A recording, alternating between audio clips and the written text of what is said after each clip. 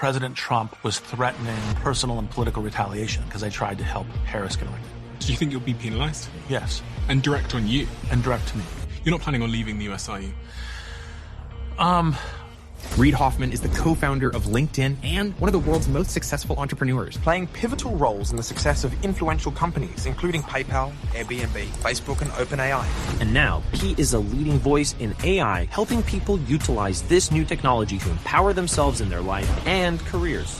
You were part of what they call the PayPal Mafia, who went on to create Tesla, YouTube, Reddit, SpaceX, LinkedIn, and become multi-billionaires. And so I've got so many questions. Let's do it. What are the key factors of a great entrepreneur's mindset? One is you have to understand that you don't get to an optimistic future by trying to avoid failure. When we started LinkedIn, everyone said this won't work, but just because you don't have a 100% chance of succeeding doesn't mean that you shouldn't do it. But there's also a set of skills that are rare that you can actually teach to entrepreneurs, and that makes you much more likely to be successful. The first is...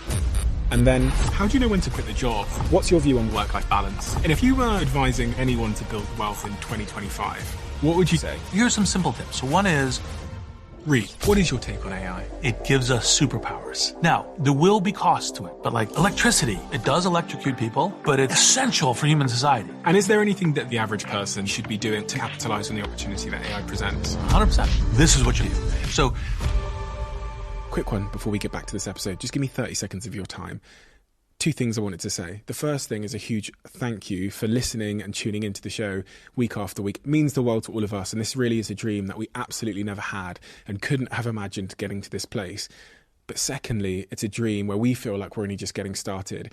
And if you enjoy what we do here, please join the 24% of people that listen to this podcast regularly and follow us on this app. Here's a promise I'm going to make to you. I'm going to do everything in my power to make this show as good as I can now and into the future. We're going to deliver the guests that you want me to speak to, and we're going to continue to keep doing all of the things you love about this show. Thank you. Thank you so much. Back to the episode.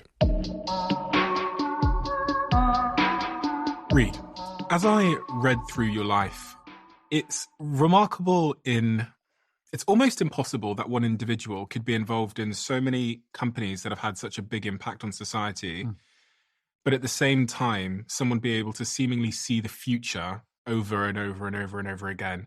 So because, as I read through your life, I thought this can't be one individual, this can't be one lifetime. It begs the question to me, what is, in your view, the causal factors that set you up for such a life? Well, that's interesting. I've never been asked that question before. Probably it's a combination of the fact that my passion is who are we as human beings and where are we going. Mm-hmm. So like that's from a very young age, like I've been like, and I think I got it by reading science fiction, right? Mm-hmm. It's kind of like, what is the scope of humanity? Like, Isaac Asimov's Foundation and, this kind of stuff. Mm-hmm. And then,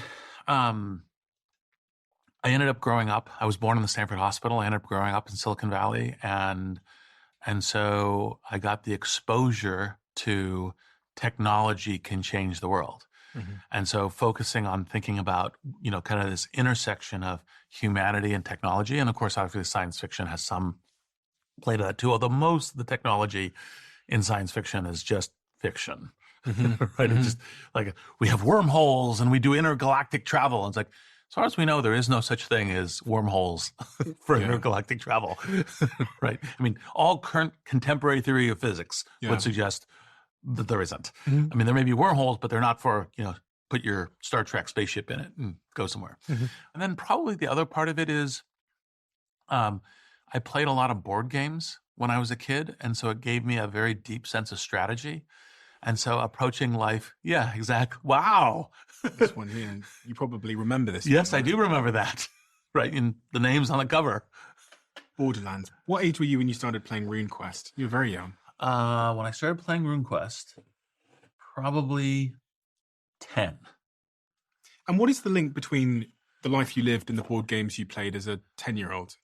Well, mostly as a function, again, like the role-playing games is like strategy, right? So it's kind of, how do you kind of think about like an adventure is both a narrative experience, but is also a strategic experience. Like, how do you save the town from the the bandits, that kind of thing. Mm-hmm. And so so it gave me a deep sense of kind of like how to strategy and tactics and problem solving, and how do you do it as a group, right? Because in fantasy role playing games, it tends to be especially when I was doing it as a kid, a set of blokes around the table. Mm-hmm. I hear it's now a little bit more gender balance, which is good, and especially for the blokes. Mm-hmm. It's like, oh, we're not just geeks by ourselves here, right? And the way that I got to doing this is I was enough, because this is kind of the focused, kind of kid I was, is what I'd heard that the Chaosium had their offices were down the street from a friend of mine's. And so I literally walked in the door and started hanging out at their office. And they're the maker of this game. They're making this game. The chief editor, I think, wanted to get me out of the office. So he handed me the in development draft of this and said, here, go look at this. And so I took it home as an obsessive kid. I like redlined it. I worked my way through it and I brought it back. Like, he gave me on Friday and I brought it back on Monday. So he failed on his get this kid out of the office mission, right? But he was then, and I still remember this look of vague irritation when I handed him this, because he's like, oh, this kid is handing me this thing. Oh, fuck. I don't want to be a mean guy. And then he started looking at it and went, oh, this is actually good work. And it was like, I want to use this work. And I was a kid, so I didn't understand. He needed to pay me to use it. That wasn't why. I was just doing it because I wanted to show that I knew how to do this stuff. Mm-hmm. And so he then wrote me a check. So it was my very first paycheck to be able to use the work in the publication, because this is how copyright, that means he then owns all the work that I did, so he could publish it. And is your work still in here today? Yes. Uh-huh. So edits that you made to this game are still in here? Yes. At what age? That was 12. Wow. That's incredible. And how much did he pay you? It's like $160 or something. Well, it's not bad for a 12-year-old. Yes. No. My dad was originally opposed to fantasy role-playing games. It was like, what are you doing? Like, go be on a path to a real life. And then when I brought home the paycheck, I was like, well, maybe that works. And what were your dreams at that age? What did you think you were going to be when you were older, sort of 12, 13, 14 years old? Frankly, I had no idea other than the following entertaining thing, which is, since both my mother and father are lawyers, when I was asked when I was 12 what I wanted to be when I grew up, the answer was not a lawyer. Really? Yes. Well, because lawyers, look, obviously a bunch of are barrister on the side of the pond. Lawyers are essentially modern gladiators who are paid to be the gladiator of whatever their paycheck is, whether it's a client or whether it's, being a full-time employee and so forth. And it's quality work. It's important for society. But I was like, no, I want to create things. I don't want to be a, belt on my sword and, go to verbal battle for, whatever the, contract or litigation or any of those things. And I was like, no, I actually want to go build things. And so I didn't know what I wanted to be when I grew up, other than, and maybe I still don't know, right? But what I evolved to is I normally have about a 2 to 3 year plan that's iterating, right? And that's tends to be what I do. And being born at Stanford Hospital is pertinent as well. I don't think people in the UK and around the world necessarily know the significance of that. Yeah. But can you explain why that's important?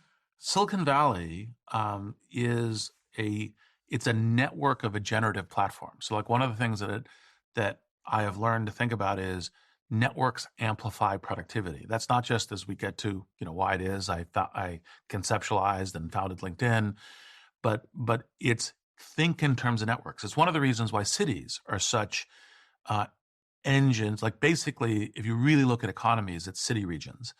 And it's because the city region creates a network, right? It's a network of, could be suppliers and all the rest, but also talent and capital and knowledge and communication and strategic lenses onto the world. And so Silicon Valley has been people go, oh, I'm a genius. It's like, no, I'm in Silicon Valley, right? And that really helps. And so being born in Stanford gave me a set of different, kind of perspectives. One, technology is a lens into the future. Another one is, as an individual, you can go create a technology or a technology company that can be a lever that can move the world, right? And that an individual, from anywhere can kind of do that. And all of those things were part of the luck of being born at Stanford. The luck. Yes. Well, you don't choose where you're born. But a lot of people were born there and they didn't go on to do the things that you did. People like to tell stories of manifest destiny. It's because I am great. I would have been great anywhere that I was, right? And it's self-delusional. I mean, yes, I think I'm smart. Yes, I think I'm hardworking. Yes, I think I'm strategic. Yes, I think I have skills that are rare in human condition. But any great achievement also has luck, right? And I can point it in any companies. I can point it at any individuals. And for example, one of the basic luck is like I had exposure and connection to Silicon Valley. If I didn't have that, the technology destiny or the technology achievements I've done wouldn't have been able to do those, or wouldn't have been able to do those the amazing way that I did them. So what would you say then? Because there's people that listen to the show all around the world. Spotify Wrapped just came out, and globally we have quite an extensive audience. Yes. It's funny that it's so globally distributed, but I think it's a factor of being on YouTube and speaking English. What would you say to people that are born in, we've got an audience in Cape Town, in Indonesia, in Australia, New Zealand. What would you say to people in those parts of the world? Can you still be, quote unquote, massively successful? Yes. But you have to think, so, and I see you have a few of my books there. My very first book, The Startup Review, which came from the commencement speech I gave at my high school, the Putney School in Vermont, because I was like, what do I say to a bunch of 17-year-olds, right? And I was like, well, be the entrepreneur of your own life. And what that means, there's a chapter in there that says, the bad advice you're usually given is just follow your passion. And the problem is your passion might be very passionate, but do you have a strategic advantage there? Is that something you can do? And so applying the rules of entrepreneurship, yes, of course you have to be passionate about what you're doing, because if you're not passionate, you could never be world-class unless you're passionate about what you're doing. But that's not the only thing. And so you look at, okay, what are market realities? What's the market? What does the competition look like?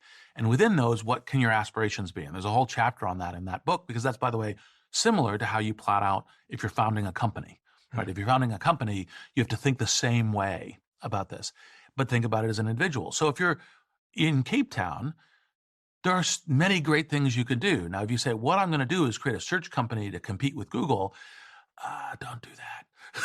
Right? I mean, unless you really have some real unique thing, because remember, you're competing with this intensely powerful, not just the company, but the network of Silicon Valley, which attracts amazing talent from around the world, capital, knowledge, and they're all sharing it with each other at a very fast clock speed. And so wherever you are, that doesn't work. Now, you do think about, okay, what can the thing I do? So, for example, I love podcasts, as you know, I master scale, possible, etc. And so I had the delight of doing like interviews with Toby Lutka, or Daniel Ek. And what you do is you look at part of their success, Shopify, Spotify, is how do I run my strategy from here? Like, how is it that I'm competitive and can win a global field marketplace that Silicon Valley doesn't do? And so, for example, one of the things that they're different in the cases, because like, for example, in Spotify, that was, hey, I can get the record labels to give me a chance to start doing the business by doing just Scandinavia, prove it, and then expand it. Whereas those record labels, the capital to do it in the US would never happen. And hence you have Spotify. And in Shopify, it's, hey, the Silicon Valley tends to go, oh, e-commerce is over, it's owned by Amazon. We're not going to do any of that as a platform. Maybe, this thing or that thing, but we're not going to do it as a platform. Well, but they're wrong, and I can do a long place. And then once I get to this network effect of a whole bunch of, small and medium businesses doing their own, kind of websites and e-commerce, then I am the platform for that. So it's kind of a long under the radar strategy where you're not directly competing with Silicon Valley companies. And by the time the Silicon Valley companies go, oh, there's a major opportunity, you've got it. So those are plays that you can do if you're smart and strategic, but you have to know, like Toby Lutka, like is deeply informed about what's going on in Silicon Valley. Like when he's charting a strategy, he's aware of that. He's got connections. He visits. I mean, I'm a friend of his, right? And that's part of, like, if you're doing a global software play, you have to be aware that your competition is global. There's an element of self-awareness required here. Yeah. And it's funny because when I was younger, I certainly didn't have that self-awareness. I thought that I could start a social network from my bedroom without ever doing it before. And I wasn't necessarily thinking about the geographical situation or Silicon Valley. How important is self-awareness as an entrepreneur, and how does one cultivate it to know what challenge is actually befitting of their skills? So I think self-awareness is generally a very good thing for all human beings. And you still have to be irrationally ambitious, which is, I think, very important. And so sometimes self-awareness and just, immense ambition sometimes don't go together. It's better when they do, but that's fine. What you do have to do is be very aware of what your competitive space looks like, right? So just about everybody who succeeds in a substantial way is good at being competitive, right? And if you're blind to your competition, you're kind of hosed. If you're successful, it's just because you're lucky, right? Because and that's part of what I was referring to earlier in luck. If you start a business where you have the luck where competitors haven't identified it, and you get a long head start on it, that's an instance of luck. Not all the successful companies are that way, but that can be very good and very useful on that. But you have to be very aware of what the competitive landscape looks like. Now, that's also true of individuals, right? Because it's like, well, who am I competing against is a relevant question. But it's you can be kind of competitively blind as an individual and still be very successful because of the way it works. But if you're competitively blind leading a business, leading a startup, almost always that's hosed, right? That's one of the reasons why, like, all investors in Silicon Valley always ask about your competition. And if you say, I don't have any competition, you're like, well, if they disagree with you, they're not going to invest because they go, you're competitively blind. Is there any such thing as an entrepreneur, in the sense of, people always ask me, they say, can anyone be an entrepreneur and a founder? And there's so many different types of companies one can start these days that it's a quite tricky question to answer. But do you think anyone, because there's going to be people listening to this now that they're managers in companies, they're working in a law firm or whatever, and maybe they've got an idea. I mean, everyone's got an idea, and they don't know if they're the type of person that should pursue it or not. Is there a framework one can run through to decide that? Yeah, I'll run through a framework to help the folks. The short answer is no, not everyone should be an entrepreneur, just like not everyone should try to be a professional musician. Not everyone should try to be an athlete. Not everyone should be. You have to look at what your competitive advantages are. And does your disposition, skill sets, path give you a competitive edge? In this case, it being an entrepreneur, right? Because any game that's competitive, right? And entrepreneurship is a highly competitive game. That's part of the, it's as competitive as trying to become, a globally renowned actor. It's as competitive as trying to become the CEO of a major bank or anything else. So it's a competitive game. So for an entrepreneur, what you have to do is you have to say, okay, well, I have to be able, one of the classic ones, to take substantial risks. Now, it's not being risk blind. Entrepreneurs are actually not risk blind, or occasionally they are, and occasionally they're lucky and it works. But almost all the successful ones realize that when you start a company, you're default dead, right? By default, the company is out of business, right? And so you're trying to get to a point where it's default alive versus default dead. Then there's a whole bunch of different things that go into that game. So one is, well, can you go get the capital? Are you in a market that allow you to get the capital? Can you move to a market that allows you to get the capital? How do you pitch the capital? How does pitching capital go?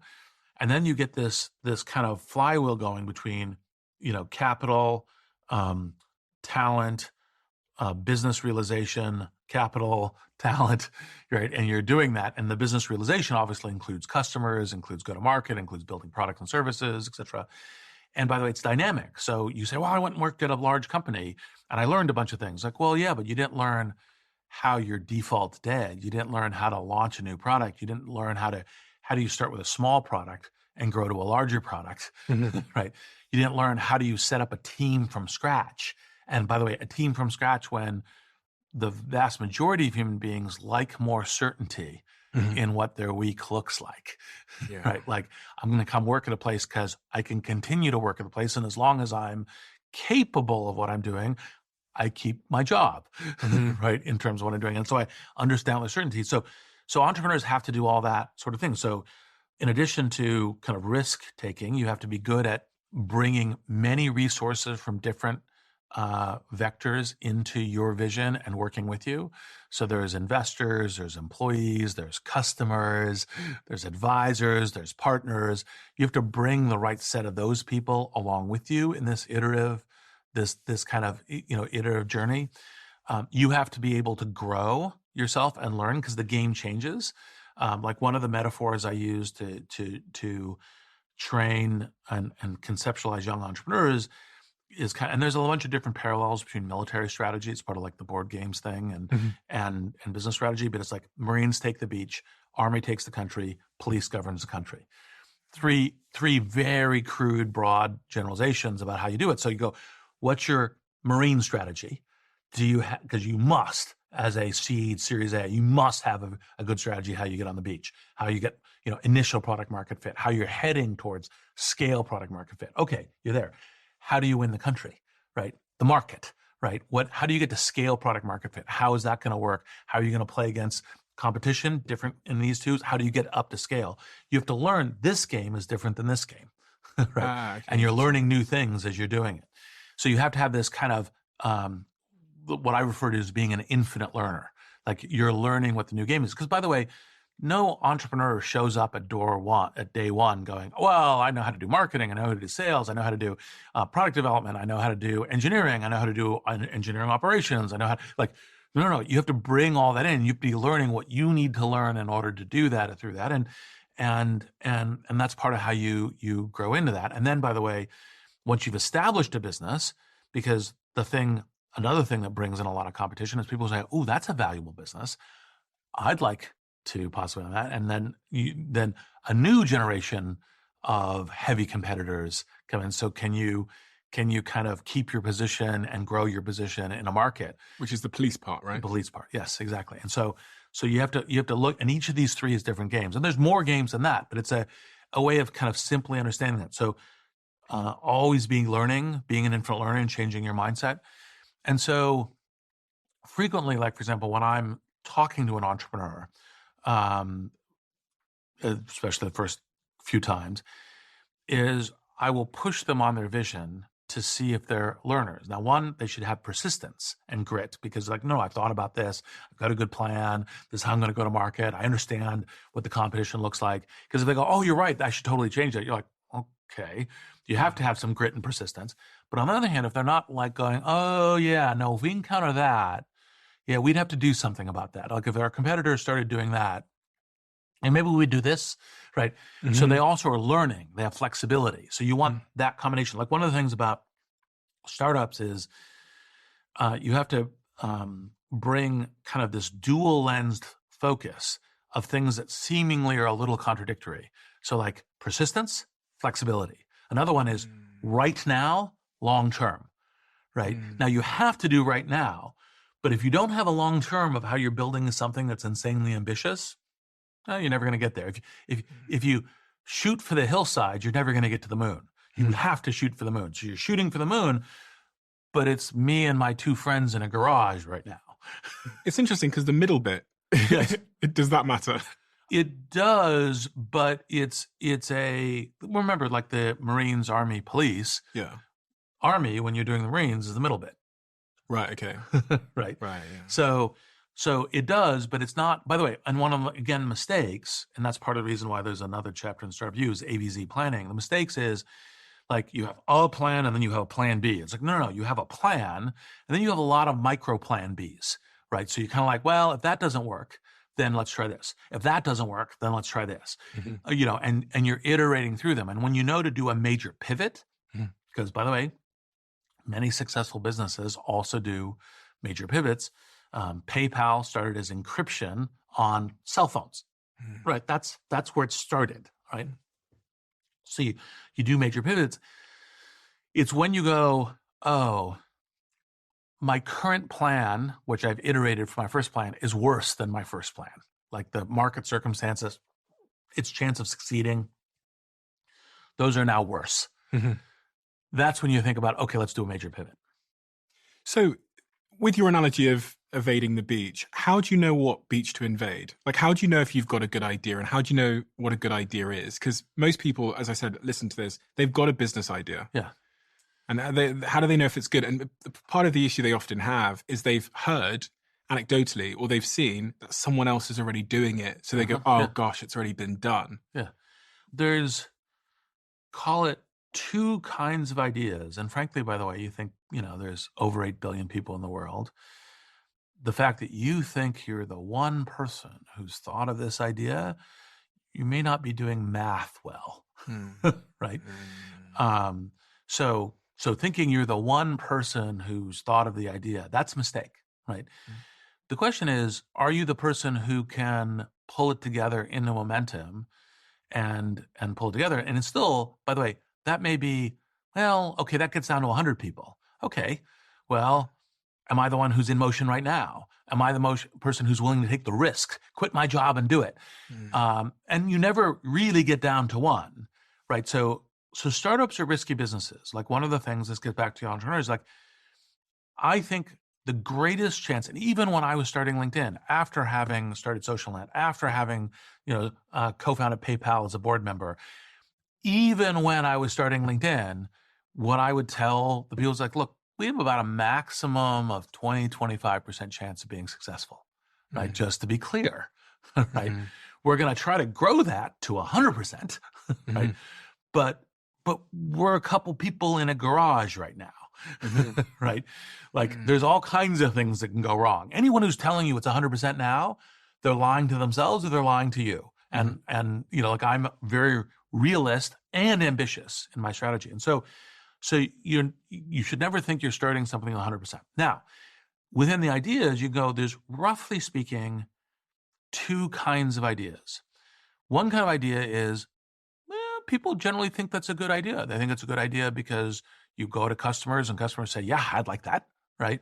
They go, oh, well, hey, AI is going to create a whole bunch of new SaaS businesses, right? Oh yeah, that makes sense. And new technology transformation, right? A whole bunch of that. Or people in e-commerce, they're going to want to buy this kind of stuff. Okay, it makes sense. So there's a stack of things where they're pretty measurable as ideas. Like you can measure them with customers, you can do feedback and polling and other kinds of things. Now, there's good news, bad news on this category. The good news is you can de-risk, is there a market for your idea? Mostly, not entirely, but mostly. The bad news is so can a lot of other people. Yeah. Right. And so in this category, there always tends to be competition, and your competitive strategy, generally speaking, needs to be why against, like in this category, you should be expecting competition. Why am I going to win out sufficiently against this competition in a global arena? I have invested in those businesses. Greylock invests in a bunch of those businesses because we're one of the best VCs in enterprise on the planet. Blah blah blah. Then the other kind of thing, which is the one I tend to start and the one I tend to most invest in, is people think that you're crazy when you're starting your business. And by the way, and frequently you are, right? Yeah. But people think you're crazy, which means most people think you're crazy, which means your competitive field is a lot less, right? So, for example, I'll give LinkedIn as an example, and I'll give Airbnb as an example. So LinkedIn, I go and I say, hey, individuals will join this network and bring in and establish a public identity and profile and bring in their network and use that, even as the vast majority of the billion people registered for LinkedIn are, basically work at companies, right? They're not starting companies. Like, it's a great platform for entrepreneurs. Entrepreneurs get it right away. But I'm like, well, I'm working in a company. Am I going to seem disloyal to my company if I establish a profile here? Interesting. Because back when we started it, no one's going to use that. Right? Why? Well, because they're worried about will their company fire them or not give them a bonus or something else because they have a LinkedIn profile because they're saying they're disloyal. So it looks like they're shopping because, Yes. For most people that use LinkedIn now, you don't see it as I'm looking for another role. Exactly. But back then people did. 2003, literally, everyone said to me, this won't work because you're individual focused. You need to be selling products to companies. Okay. Right. Right. And so I was like, no, I think I'm right about the way the world can and should be. Right. And so I'm going to take that risk. And that's the contrarian risk. I'm going to take that risk and I'm going to play it forward. And if I'm right, I will create something that will transform the industry, that will be amazing for individuals, amazing for companies, et cetera. And we can go, obviously, whatever length you want to go through the LinkedIn journey, we can do that. Now, Airbnb is an investor example. So Airbnb was my first investment at Greylock. And I was at Greylock because David Z, who was my partner, who was the Greylock partner, who was my most valuable board member at LinkedIn, convinced me that I should do venture at Greylock. And I'm very close to David. And so I bring in Airbnb as an investment, and David looks across the table from me and says, look, every VC has to have a deal they're going to fail on. Airbnb can be yours. Really? Yes. Because Airbnb at the time had so little volume in its transactions that the founders could have called everyone who used Airbnb that week if what they did is dedicated making phone calls, 5 minutes of phone call, through the week. That was how small it was. And David's argument at the Greylock roundtable was, look, this is very strange. Staying in other people's houses, the danger of something going wrong. Cities are going to hate it. Hotel lobbies are going to try to outlaw it within cities. This is just going to be a train wreck all over the place. And I was like, no, but I want to take the bet. And he's like, great. We hired you as a partner. We think you're smart. Go ahead. Right. Now, to David's credit, 6 months later, the transaction volume in Airbnb is like this classic hockey stick. It was years of very small, and then it grew to being very big. So the hockey stick hadn't started yet. And David came to me and said, okay, because the always be learning is also useful in venture capital. He came and said, okay, you were totally right about Airbnb, and I was totally wrong. What did you see that I didn't see? How did you know when I was sitting there blowing smoke at you saying this is going to be a total failure? You said, nope, I want to do this. I said, well, look, you were right about all of the risks that could happen with Airbnb. You were absolutely right. Any of those things could have made the business worth zero. But this is the reason as investors, we do a portfolio because yes, Airbnb could be zero, but if it worked, it was going to be huge. Right? It was going to transform an industry. This is the kind of investment I like doing as an entrepreneur or as an investor. And I said, look, we had a plan for each of those risks. We had a plan A, we had plans B, we're going to try to navigate. It isn't that we could guarantee the risk, but the fact that everyone else saw those risks meant that we had years of no competition, that we could establish the network, we could establish the marketplace. And then once we're there, we are the marketplace for how that works. And that's the kind of investment I like doing. That's the same thing with LinkedIn as I founded it. Same thing with, with Airbnb as an investment. And so that category of investment, you cannot validate with the customers. I was going to say, so if everybody thinks it's a good idea, it's probably not a big idea. Yes, it's much more challenging to be a big idea. Interesting. Really interesting. Because it's funny, because when people pitch to you, they say, I've asked everybody and everybody thinks it's great. Yes. So that's probably an indicator that it's probably not big or they're bullshitting. Yes. And I'm looking for, both in my creation of ideas and in my funding of ideas, it's not dumb people who think it's a bad idea. It's smart people who think it's a bad idea. You want smart people to think. Yes. because then you have something that's contrarian. Because that's what contrarian isn't, I don't understand technology at all. I think it's a terrible idea. It's like, well, who cares? You don't understand anything, right? It's smart people who think it's a bad idea, right? And then you have a theory of the game that's a good one, not perfect, can be very risky, about why they're wrong. So I'll give you the LinkedIn example. Literally, John Lilly, partner of mine at Greylock, I recruited him into Greylock later. He was the CEO of Mozilla that I was on the board of. Super smart guy, friend of mine. I sat down with him about LinkedIn because this is how I go when I'm starting a company. I go to all my smartest friends and I go, here's what I'm doing. What's wrong with it? I don't want to have the conversation with them going, oh, it's great. Useless. Doesn't help me, right? What's wrong with it? Why will this go? Why will this fail? And so I sat down with John. We had breakfast at a breakfast place in Silicon Valley.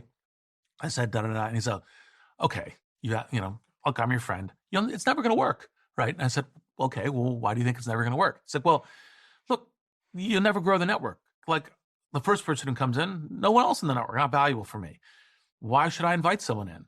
Until you have I don't know, 500,000 people, 1 million people, there's no value in the network. So there's zero value. So it's never going to grow. You're never going to get anywhere, right? And it was a very smart, perspicacious thought that was probably the key thing for starting LinkedIn was, how do you get to millions of people in the network? Because that's the only place where the value proposition kicks in, right? I knew that if you had 1,000 people come in, 900 of those people would be exactly like John. They'd go, I don't see anyone else here in this network, etc. But I knew that some of them, somewhere between 10 and 100 of them, would go, oh, I see what this could be, and I kind of want to play with it. So, I'll invite Steven, I'll invite some people in. And then as it very slowly starts going, then all of a sudden there's enough people in, it's interesting, it's curious, and you could grow to being valuable.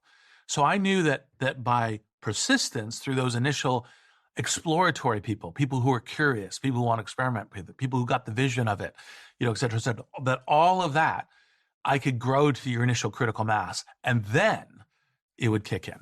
The model of LinkedIn, obviously I know LinkedIn more today than I did back then in 2002? 2003. 2003, and then really got May going 5th, 2003 is when we turned it on. Really? Yes. Wow. And back then, was it a social network as it is now, where there's a news feed and people are talking to each other? Or was it more of a public CV? It was a public CV with a search capability and ability to communicate with people. Okay, interesting. So the network effects were slightly less important than the model is today, because a lot of people today are using it not to search for a job or a professional, but to talk about themselves or to share their life, etc. And we knew that we would get to growing network effects. Like, for example, again, part of the Marines, Army, police is your network effects may very much evolve. You may start with no network effects. That's fine. Yeah. But you have a plan. Yes. Yeah. So am I right in thinking, because around then there were social networks emerging that were very focused on people conversating with each other, whereas LinkedIn, by design, it didn't really matter if anybody was chatting to you about what they ate for dinner that day. No. So a new network could penetrate the market that was less dependent on the social networking component. Because if I go on there and make a profile and put my CV up, it doesn't really matter if I don't come back for 4 days. Yes, exactly. Because I can get an email that will bring me back in saying, oh, there's a job here. Yes. But once my profile's up and ready, I'm now giving value to the rest of the network just by being there. Yes. And that's a virtue, not a bug, because it was part of how we solved the critical mass problem. Yeah, I could never understand how LinkedIn did that, but now it makes sense to me. Yes. Because I always think, God, building a social network is just asking for hell in your life. Yeah. Well, I'm kind of a specialist. Yeah. Right. Yeah. For one of the first investors in Facebook, one of the first investors in Friendster. Oh, right. I didn't realize you were investing in Friendster as well. Yes. You were part of what they call the PayPal Mafia. I know you used a different term. Network. It's less. It has less pizzazz, but we weren't really a criminal group. But Mafia is cool as well. Yes. People love the term Mafia. And through that time, you worked with the likes of Elon. You knew Peter Thiel from your days at university. I mean, everybody asked this question about PayPal and why it was so successful, but also why so many of the alumni of PayPal went on to become multi-billionaires. I think 7 people that were part of that sort of early PayPal founding team went on to create Tesla, YouTube, Reddit, SpaceX, LinkedIn. Was it talent density? Was that what made the PayPal Mafia? Well, it certainly was a component, and so it's a couple of things. So one, that high density talent of folks who are willing to take intensive risks, want to do contrarian things, believe in what their contrarian thing is against common sense wisdom. That's one part.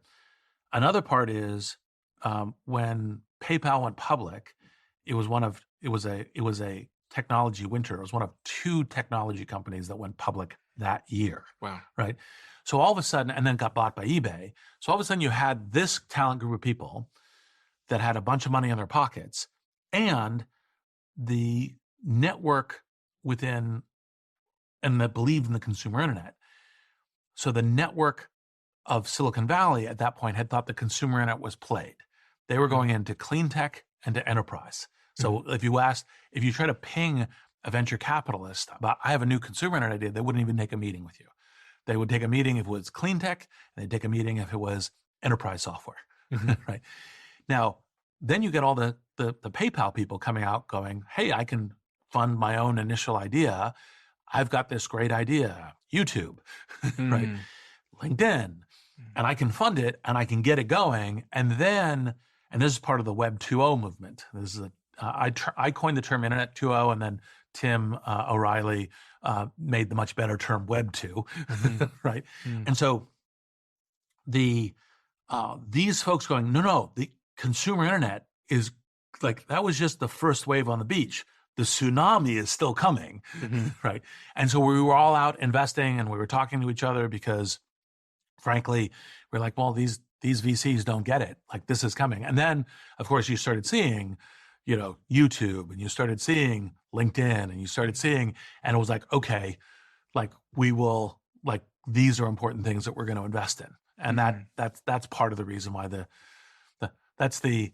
because, by the way, remember, bad competition, right? That's one of the reasons why not just talent, not just capital, but also competitive steering is part of the reason why the PayPal network, or the PayPal Mafia, had such a massive suite of success. I often hazard a guess at what the fundamental game of business is for a startup founder. And I've hazarded a guess before that it's recruiting the best group of people you possibly can, binding them with a culture that gets the best out of them, and setting them a vision that's worthwhile. But from reading your work, there's a couple of things, and just from hearing you today, sales is so pertinent to all whatever of your go-to-market is, and it can be sales, B2B enterprise, et cetera. But like, for example, in social networks, it's usually a viral marketing or viral growth plan. So when I say sales, I actually mean like selling to employees. 100%. Yes. Yeah, and like you must. You said like partners, investors. Yes. Because you have to come on board my vision. Invest in my vision. Because, by the way, a partner, when you're a startup, is also investing in your vision. Yeah. An employee is investing in your vision. Yeah. Right? How'd you be good at that? There's a limited set of skills that you can actually teach to entrepreneurs versus the entrepreneurs just learning by doing. One of them is pitching, right? One of them is understanding how do I communicate my vision in a way that other people can go, that's really exciting. I want to join your vision with you. And if I was a young entrepreneur telling you, right, I want to be better at pitching my vision so I can get world-class people to join me, world-class investors, partners, is there any advice you could give me on things I should and shouldn't do? Yeah, absolutely. And by the way, we could spend the entire podcast only doing this. I mean, there's a very deep well. But here's some simple tips. So one is, the mistaken lesson that most people learn is to try to do reality distortion. It's like, no. Silicon chips to make ice cream shakes. It's the thing. No one's thought of it. It's really big, right? And people are like, okay, what you're convincing me is you're crazy, right? Like, you're literally like, please leave now. Yeah. Right. So you have to realize that all pitches are dialogues, right? And you want to be listening to smart people. And you, like, generally speaking, everyone you want to be recruiting You want to be recruiting smart people. You want the absolute best talent working with you. You want the absolute best talent working in your company. You want the absolute best. So you want people who are thoughtful and asking good questions. Like, for example, I pitch insanely aspirational businesses, but I don't pitch them saying, oh, LinkedIn is guaranteed to succeed. There's no universe in which LinkedIn won't be the transformer of professional work and careers. What I do is say, it can get here. Like, we have a real chance at this. Now, we have to navigate these risks, but if we navigate these risks, we're going to be here, right? And then people say, you're credible. You have a huge vision. You're compelling. I think you can do this, right? And then they come on board with you. So one of it is to pitch the huge vision, but show that you're aware of the difficulties of getting there, right? Now, you don't have to go through all of them. You just have to go through enough of them, or a big enough one that the person goes, okay, great. I get it. You're seeing it, right? Another part of it is to say, this is part of the reason why competition is important, is like, I understand what game I'm playing, right? Here's my theory. This is what competition plays in. This is why I think the market will favor me. This is why I think technology trends will favor me. This is why I think I have a very unique edge. And, in blitzscaling, which I think is another book on your thing, most consumer internet plays are what we call Glengarry, Glen Ross markets, which is first prize is a Cadillac, second prize is steak knives, and third prize is you're fired. So you have to be pitching why you're possibly first. Yeah, right. Because there's only going to be a couple of winners. Yes. And so, like, this is why we can win, right? And so now there's also mechanics in pitching, which is, how do you tell a story of it? Part of the thing I tell entrepreneurs is to, even if the person doesn't ask you the risk, tell them what the risks are and how you're navigating them, because it'll establish trust, right? So, like, for example, in pitching investments, now this I didn't know until I started learning it in terms of a mechanic of pitching is, and entrepreneurs tend to go, oh, when I need money is when I, write up my PowerPoint and I hit, knock on the doors, go, hey, give me some money. Well, that's a foolish time to start the conversation. Much better to start the conversation when you're not saying, give me money. So if you, like, as much as you can in all of these things, start the conversation well before you're getting to a potential contract of any sort, a partnership or an investment, or even an employment contract. Like, so for example, always be recruiting doesn't mean, oh, I want to hire you right now. It's like, okay, find great talent. This is one of the things I learned from SocialNet and brought into PayPal. Find great talent and start talking to them, right? Even if today you don't have the right position to hire them, right? Now, obviously, there's a whole bunch of great talent. You could waste a whole bunch of time. You want to be talking to people that, you either really would love them to join at some point, not too distant future, or they know other people who would be like that. Because, by the way, part of when you meet great talent, you realize how to, like, because you're always adding new great talent. You're like, oh my God, we need people like this. How do we bring them in? So, for example, one of the things that I learned that was, from SocialNet that I brought to PayPal was at SocialNet, I was trying to hire people who had 10 plus years experience doing the thing that we were hiring them to do before. Because the classic kind of wisdom that you get from business schools is make sure they have experience on their CV. Look, they have to be able to do the job, right? No question. But if you said 2 years of experience and an insane learning curve, that's much better. An insane learning curve, by that you mean someone that's rapidly learning, yes, self-teaching. Yes. Okay. And learning on the job and going and figuring it out. And so when I went to PayPal, and when the company was founded, I was on the board of directors. I was like, this is what you're looking for, not this. Okay. Right. And so back to your PayPal Mafia question, that's because we hired those kind of people. Right. Interesting. There was a very limited set of people in the company who had more than a couple years experience working within payments, within banking, because it was the, learning curve. When you look at your portfolio of investments and the entrepreneurs you meet, do you think young entrepreneurs realize how significant hiring is to their eventual outcome? Because they tend to focus on how good the product is or sometimes capital. But just looking at my own portfolio, I often find myself feeling like an old man because I'm telling them that spend more time hiring, Yes. not just hiring your friends because they're willing to come work here. Yes. A proxy for a founder, if you're not spending a third of your time hiring, you're very much under delivering. This is the thing. It's like, look, life is a team sport. Companies are team sports, right? If you could just do it yourself, you wouldn't hire anybody. No, you're hiring people. So like you say, well, I've got a really good, you use a European football analogy. I've got a really good striker. Great. Well, we don't need to worry about the halfbacks or defensive or, goalkeeper. No. You have to hire all things. And you go, well, I'm a really good halfback. That's great. You need the others too. I think when I was young, when I was 18, 19 years old, I, somewhere in my brain, thought my outcomes were going to be determined by how hard I worked and how good my ideas were. And it wasn't until I accidentally hired someone fantastic that I realized the absolute tremendous impact that an A player can have on everything. Yes. And that was just such a mental shift for me. Yeah. Literally, I think Zuckerberg puts this in a very good way. He wants to hire people he would work for. And why? Why is that? Because that's a demonstration of high talent. Okay, yeah. When you're a young founder, you're somewhat insecure, though. You think, oh, God, why would that person want to come work here? Or I can't afford them, or... You want to hire the best people you can. And by the way, if you can hire people who are better than you, oh my God, it makes you much more likely to be successful. Yeah. It's my experience that young founders don't really think about that. Because they're also insecure, so they think, I can't manage that person. Yeah. Well, but your theory of management is, look, if you can hire someone where your only management technique needs to be let them loose, that's best. Like, just go. Right. And is there anything practical about hiring? People say hire slow, fire fast, or other sort of cliche advice around hiring that matters. How important is it that they're culturally aligned? Or so culture can matter. I would say, look, in terms of, and hopefully it's not a cliche, but hopefully a heuristic principle. References are more important than interviews. Right? We get a lot of repetitive experience at being compelling in an interview.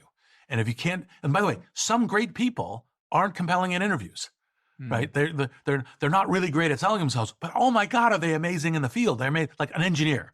Like an engineer might be like, and you're like, okay, but oh my God, can they do great things? In which case, do whatever you can to hire that person. So if you ask me, you can only have references or only interview, 10 out of 10 times, I'll hire the person on the references. Surely you're not talking about the types of references where they give you the reference No, themselves. of course not. No. And this is one of the features of LinkedIn. You want to find references that will give you good perspective. Now, even if you can't go find someone that you know or you have a tie to, or as what you refer to frequently as an off-balance reference sheet, e.g. not the one they give you to be a reference. So even if they say, oh, here's, I'm Reid and here's my reference, Bob or Susan. You call Bob or Susan and you say, this is a standard question I will use all the time, but especially if I'm calling someone who's a given reference. Say, look, I believe every person is a combination of strengths and weaknesses. And if you don't give me a weakness, I will believe it's so bad that I should not hire this person. Right? So if you say there's no weakness, I'll just go, okay, I understand. I shouldn't hire this person. Thank you very much. Right? In that, they will almost always give you something. Right? And you can think about it, because we are all combinations of strengths and weaknesses. Like, I'm one of the best people to have on your side for creative strategic problem solving. Like, one of my employees once told me, he's like, I would never hire you to run a McDonald's. I'm like, I wouldn't hire me to run a McDonald's either. I'd be terrible at it. Right? So that's combinations of strengths and weaknesses. Right? And so everyone has them. There is no one who is all strengths. I mean, people tell themselves that, but that's self-delusion. Right? And so you have that conversation with a reference, and the reference will tell you something because they're not used to saying it. So they might say, oh, Susan or Bob, they're a perfectionist. He's like, oh, so they get their work done slowly because they're, you push them because they're trying to get the one that's actually like more. Oh, they spend too much time working. You're like, oh, that means they're unintelligent about how they do the work. Yeah. Right. So you can push them into where they're like, yeah, like they can get a little disorganized when they're stressed. Okay, great. Right. And then you can, that gives you, by the way, because when you get that from reference 1, then when you're calling reference 2, you say, oh, I heard that the person is disorganized. Like, can you tell me a little bit about that? Mm-hmm. Right. Yeah. I've got some ammo, and they can't then say, oh, no, I've never seen that. They'll probably give you a little bit more context. Yes.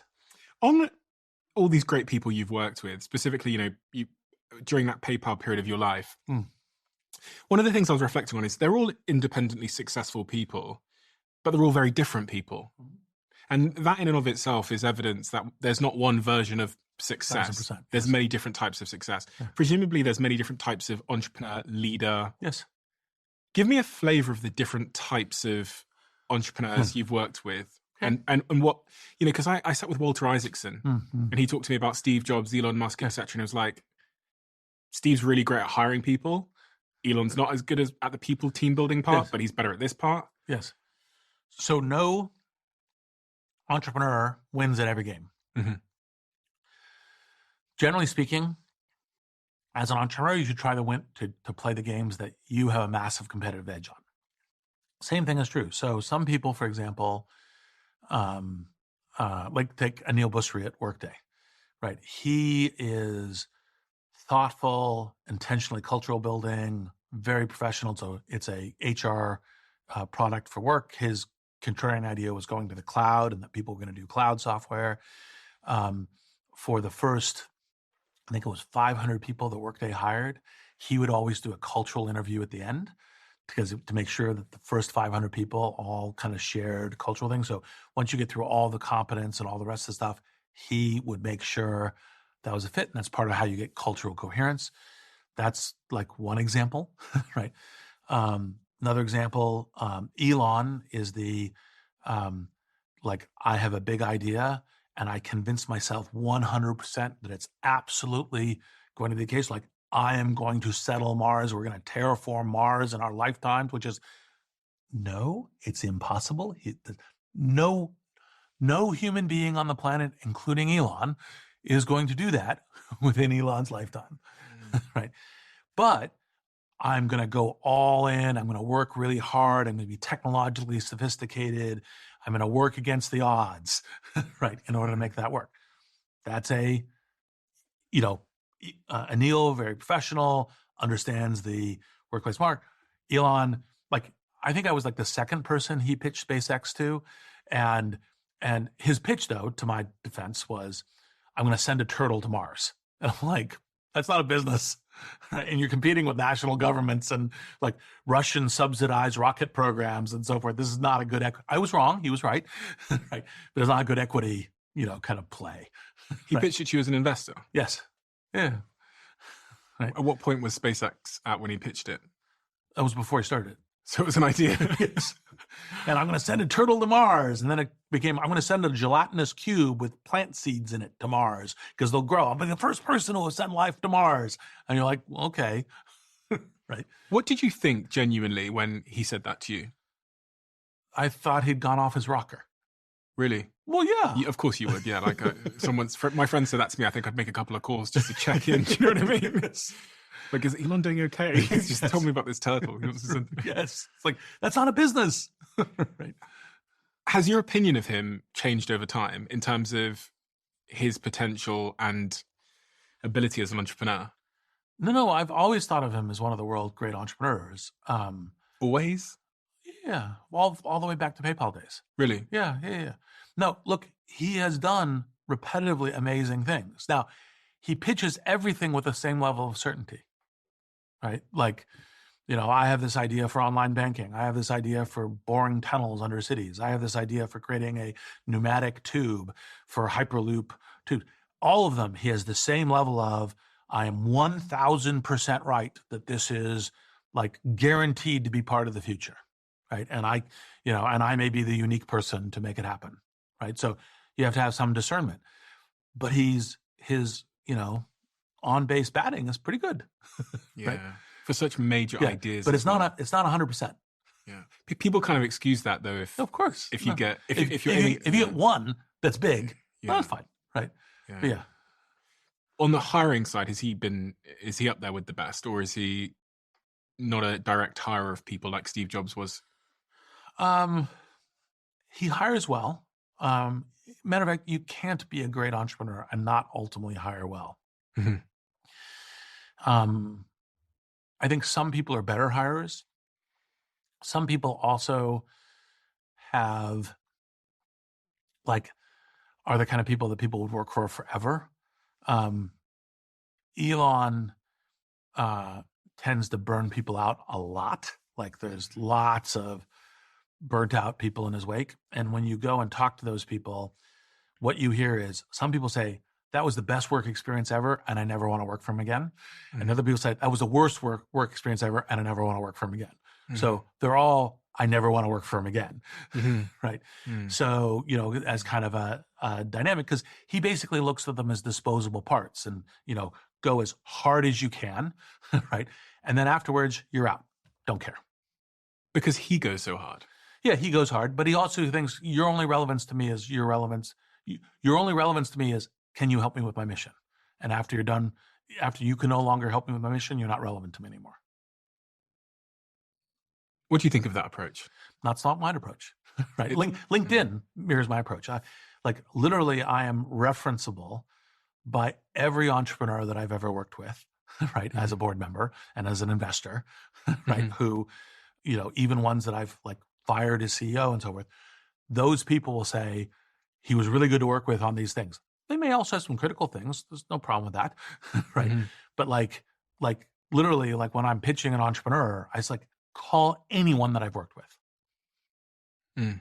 Because I try to work with people in a way that even when we're at a difficult moment, because I disagree with them intensely about how well they're doing or what they're doing or something else, that I'm doing it in a collaborative, constructive way. And so my goal is to work with people, like anyone I want to work with, Brian Chesky, Mark Pincus, et cetera. I want to be able to work with them for, the rest of our lives. What's interesting is I think these strategies fundamentally come down to what you think matters in life the most, because you could optimize more for building more companies or something at the expense of something else. And it's a trade-off of something else. Like you could go harder, but there's a trade-off happening here. Yes. And we often, because Elon's done these crazy things like the cars and the Neuralinks and there's tunnels and now the AI and the X and the spaceships and stuff, we go, oh my God, that's so amazing. And I do that as well as an entrepreneur. I go, one person can do that much. Yeah. But we almost never talk about the trade-off. Yes. Yep, you're 100% right. And it's so, this goes back to the point about self-awareness. It's like, it's so tempting for the brain to go, oh my God, I want that. That's what I want. Yeah. Because you're not seeing the trade-off. Yes. You're not seeing the darkness. That is 100% correct. And look, I respect it. I understand the burn people out, treat them as disposable assets that when they burn out, you just jettison them. And you can be Elon's not the only entrepreneur who's very successful doing that, right? But, for example, on the other side, if you go to Mark Zuckerberg and you talk to the people who work for him, they're like, that was great. That was the best working experience of my life. Of course I work with him again. Interesting.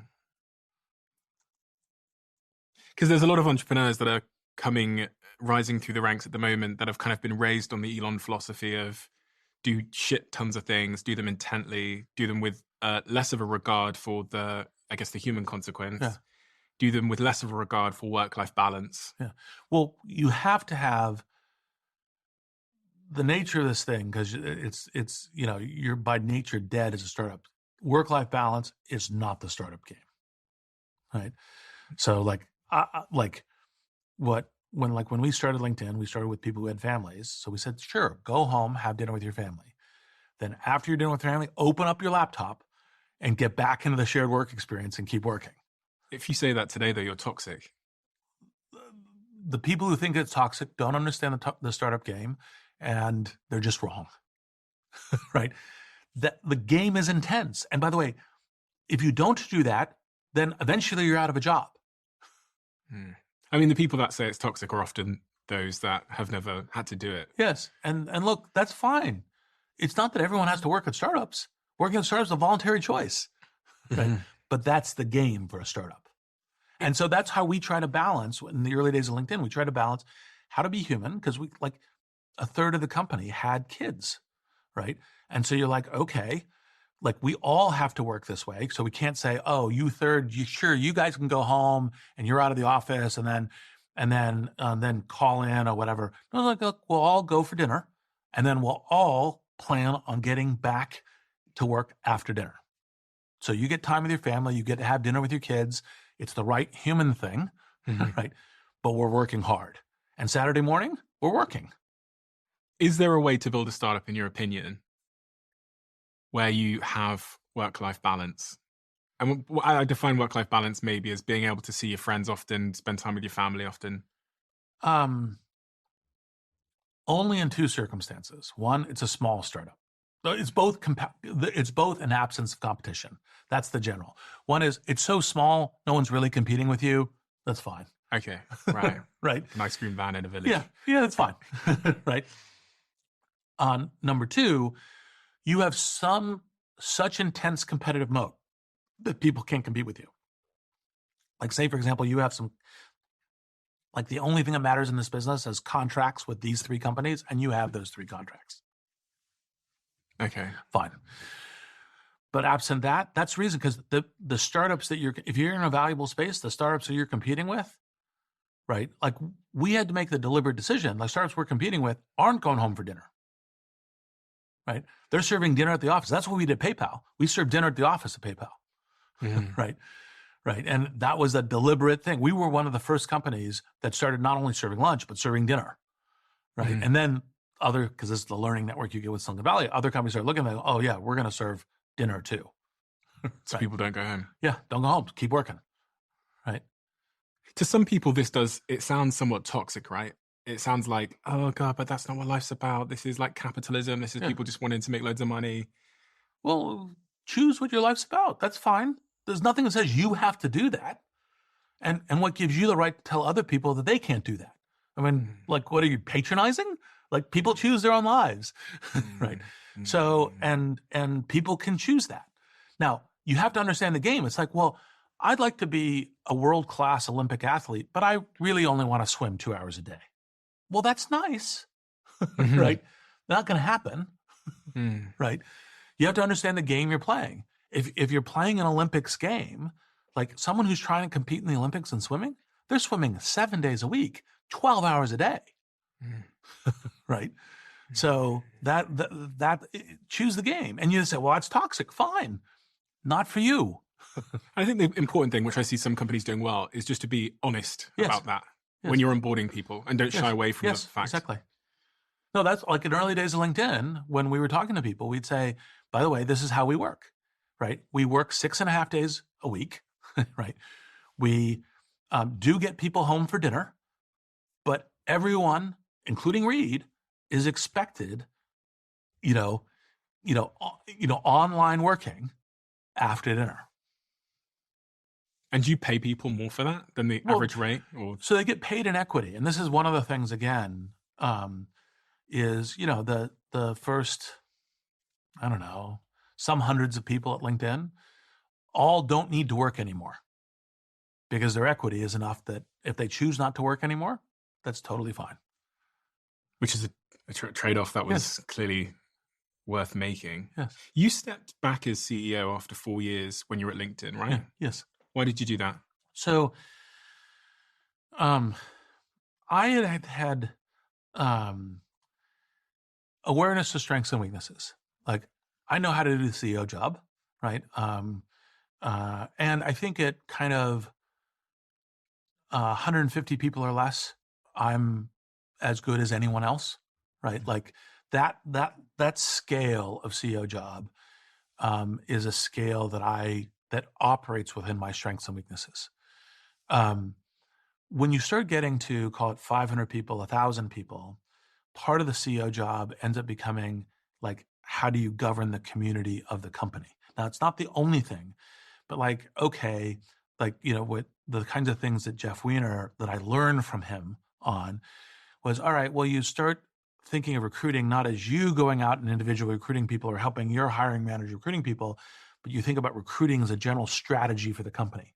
And how does that general strategy work? And how do you have, like, for example, you get to this point in these scale companies where you start having onboarding days. So, like, for example, new employees start at one of the onboarding days and they start as a group together, right? So it's kind of like, okay, we're going through kind of how it works and we're integrating people into the different groups. They, like, the salespeople, the engineers, they're all start, and they're going into the different groups. We're approaching it as the engine of the company. And the things that you're only world class, but the things you're passionate about, the things I'm passionate about is like the technology strategy, the product strategy, the kind of the big idea for what you're doing there. And I love working with super high powered talent. And one of the things that I had kind of learned is, well, that's the reason I like working with founders. That's the reason I like working with CEOs, because to some degree, it's like, okay, you're the talent I'm working with on this company, right? In order to do that. And so I was like, I like doing more of being a board member working with CEOs more than I like being the CEO once you get past, 150 people. So that's what I should be doing. And what I need to do is I need to get LinkedIn to a point where it's already, it's already kind of hit breakout velocity, right? And so you can recruit now a world-class CEO that you can work with, right? And that's what I should do. And, I, like, for example, the entire time that Jeff Weiner was the CEO of LinkedIn, my primary office was immediately next door to his.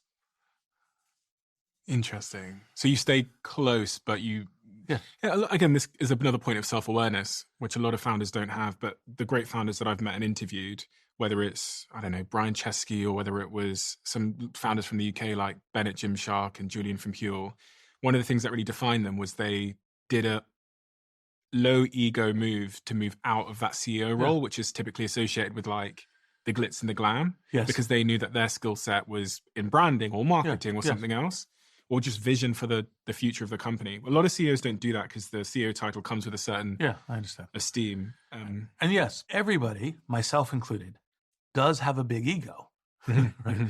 But my ego is, you have to attach it the right way. My ego is attached to LinkedIn succeeding. Right? Yeah. It's a big difference. Yes.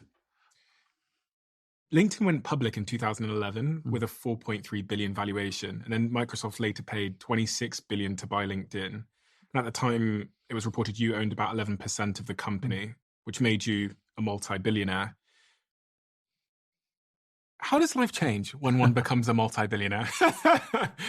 So it's funny. I try to never, like one of the funny things, I never repost things that call me billionaire and so forth, because I try to not have that identity. I am aware that it's an accurate descriptor. Yeah. Right. But it's not like the way I think of myself. I don't think of myself as Reid Hoffman billionaire. I think of myself as Reid Hoffman technologist, Reid Hoffman public intellectual, Reid Hoffman creative, strategist, Reid Hoffman, et cetera. So I try to change my life as in those directions, not in the wealth direction. Now, of course, I travel around in a private plane. I own houses in several different areas of the world, that kind of stuff. Yeah. Right. But I try to live a life within those, high wealth things as much as an upper middle class person as I can. So, for example, before I came here to do the interview, I got here a little early. So I went to the nearby Starbucks, had a cup of coffee, pull up my laptop, was working on it. Interesting. Because that's the way that I want to live. Right. And I want human relationships that are like that. I think human relationships are really important. I feel lucky to have relationships with some people who are these really, really amazing people. But by the way, there's amazing people who are like world celebrities, and there's amazing people who the world doesn't know about.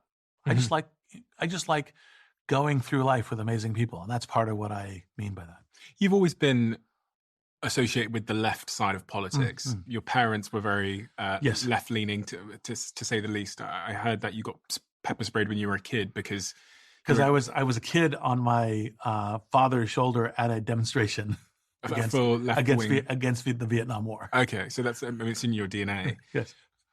The thing about being on the left is it's typically the left that have a opinion of billionaires that they're evil.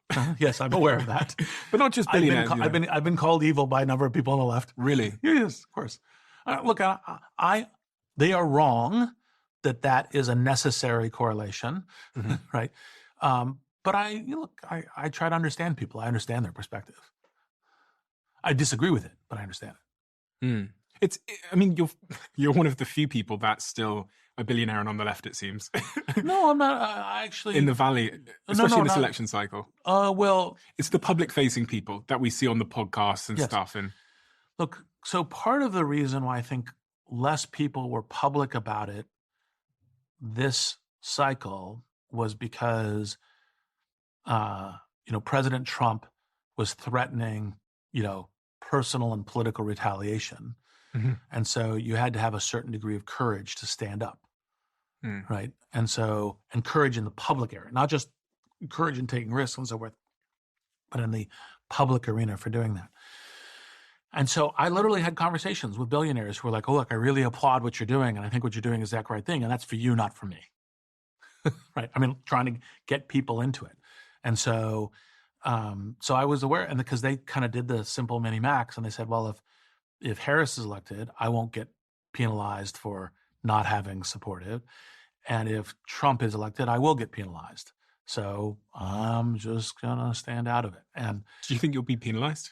I think that there's a greater than 50% chance that there will be repercussions from a misdirection and corruption of the institutions of state to respond to my having tried to help Harris get elected. You must spend time at night thinking about what that might be, because if I would. Yeah.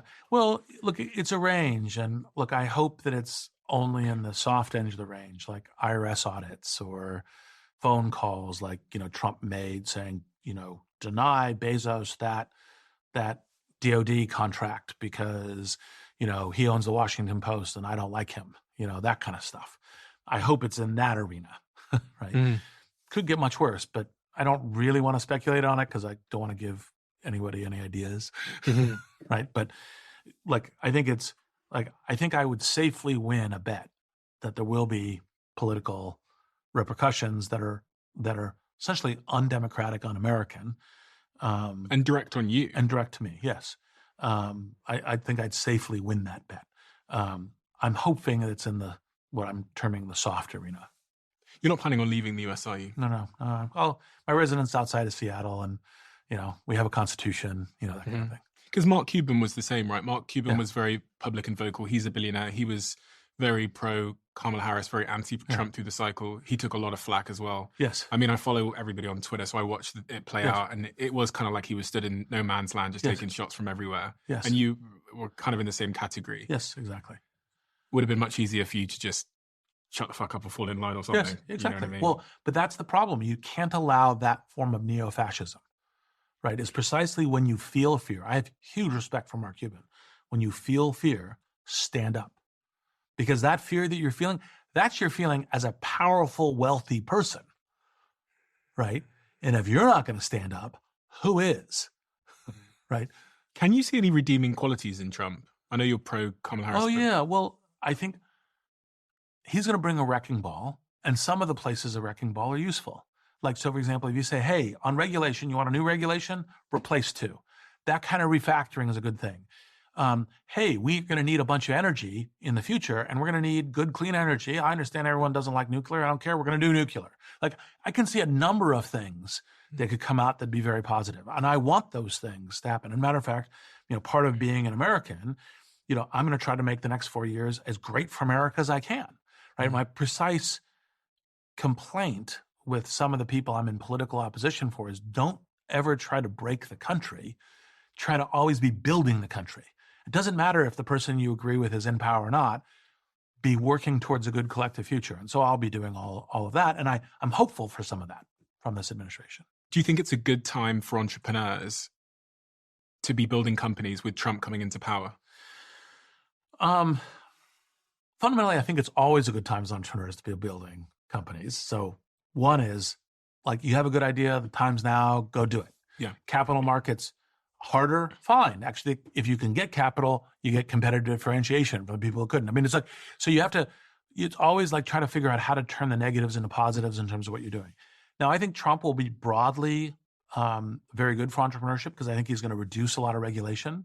Some of that regulation will have very negative consequences on the society, which, you know, as a society person, I'll be concerned about, like climate.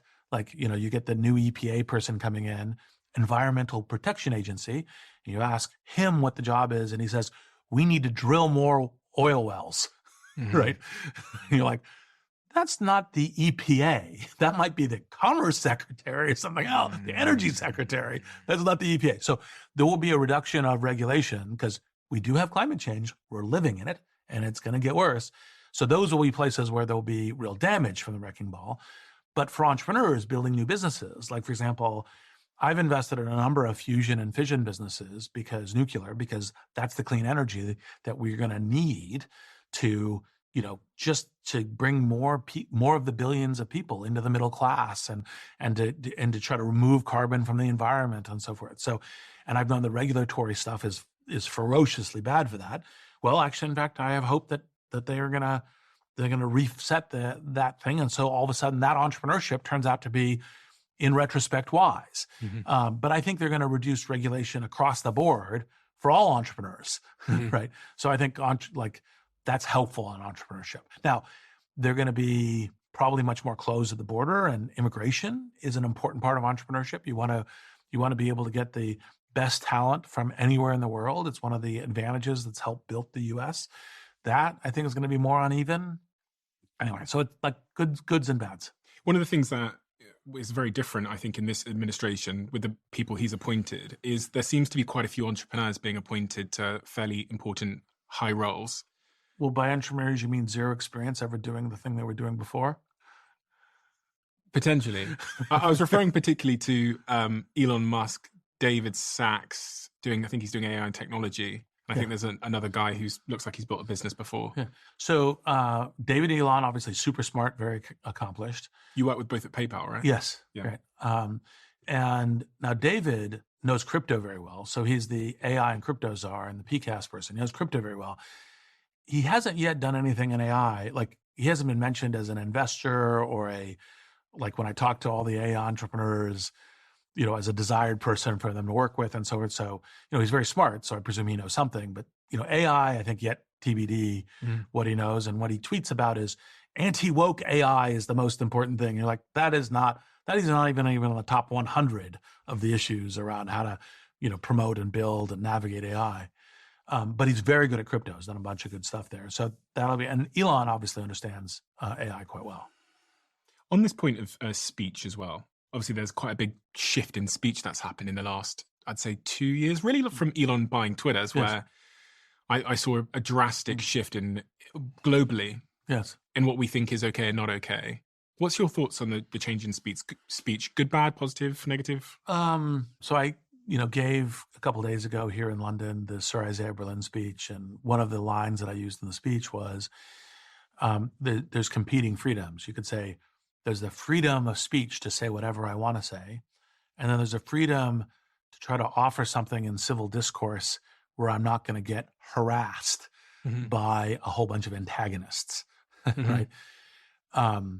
And obviously they're both good virtues, and what you want is the right blend, right, from them.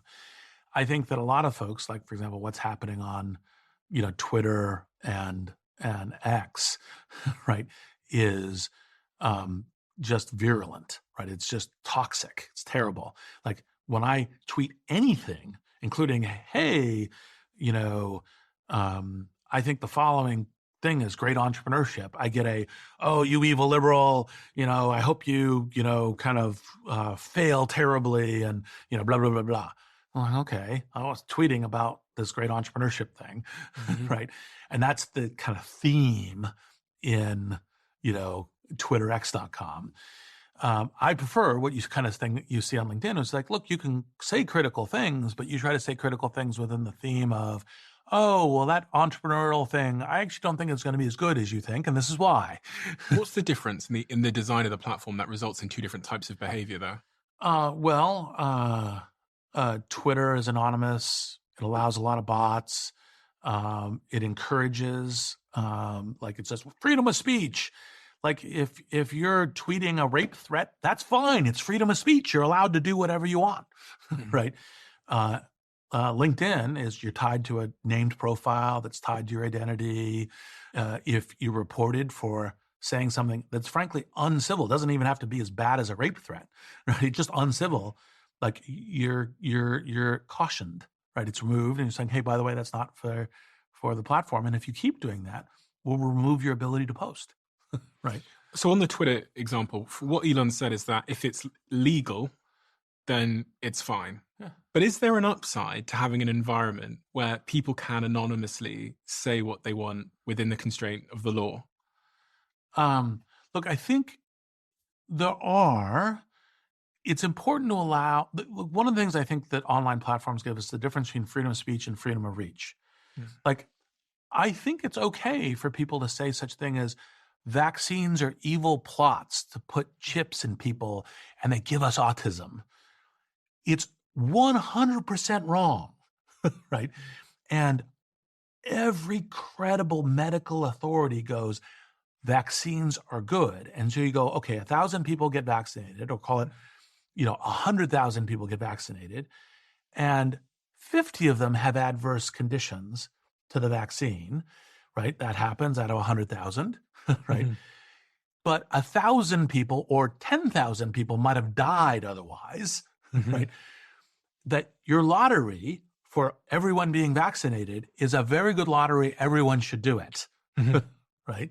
Mm-hmm. Because, by the way, you were more likely to have died in the lottery than have an adverse condition. That doesn't mean there aren't people who have adverse conditions.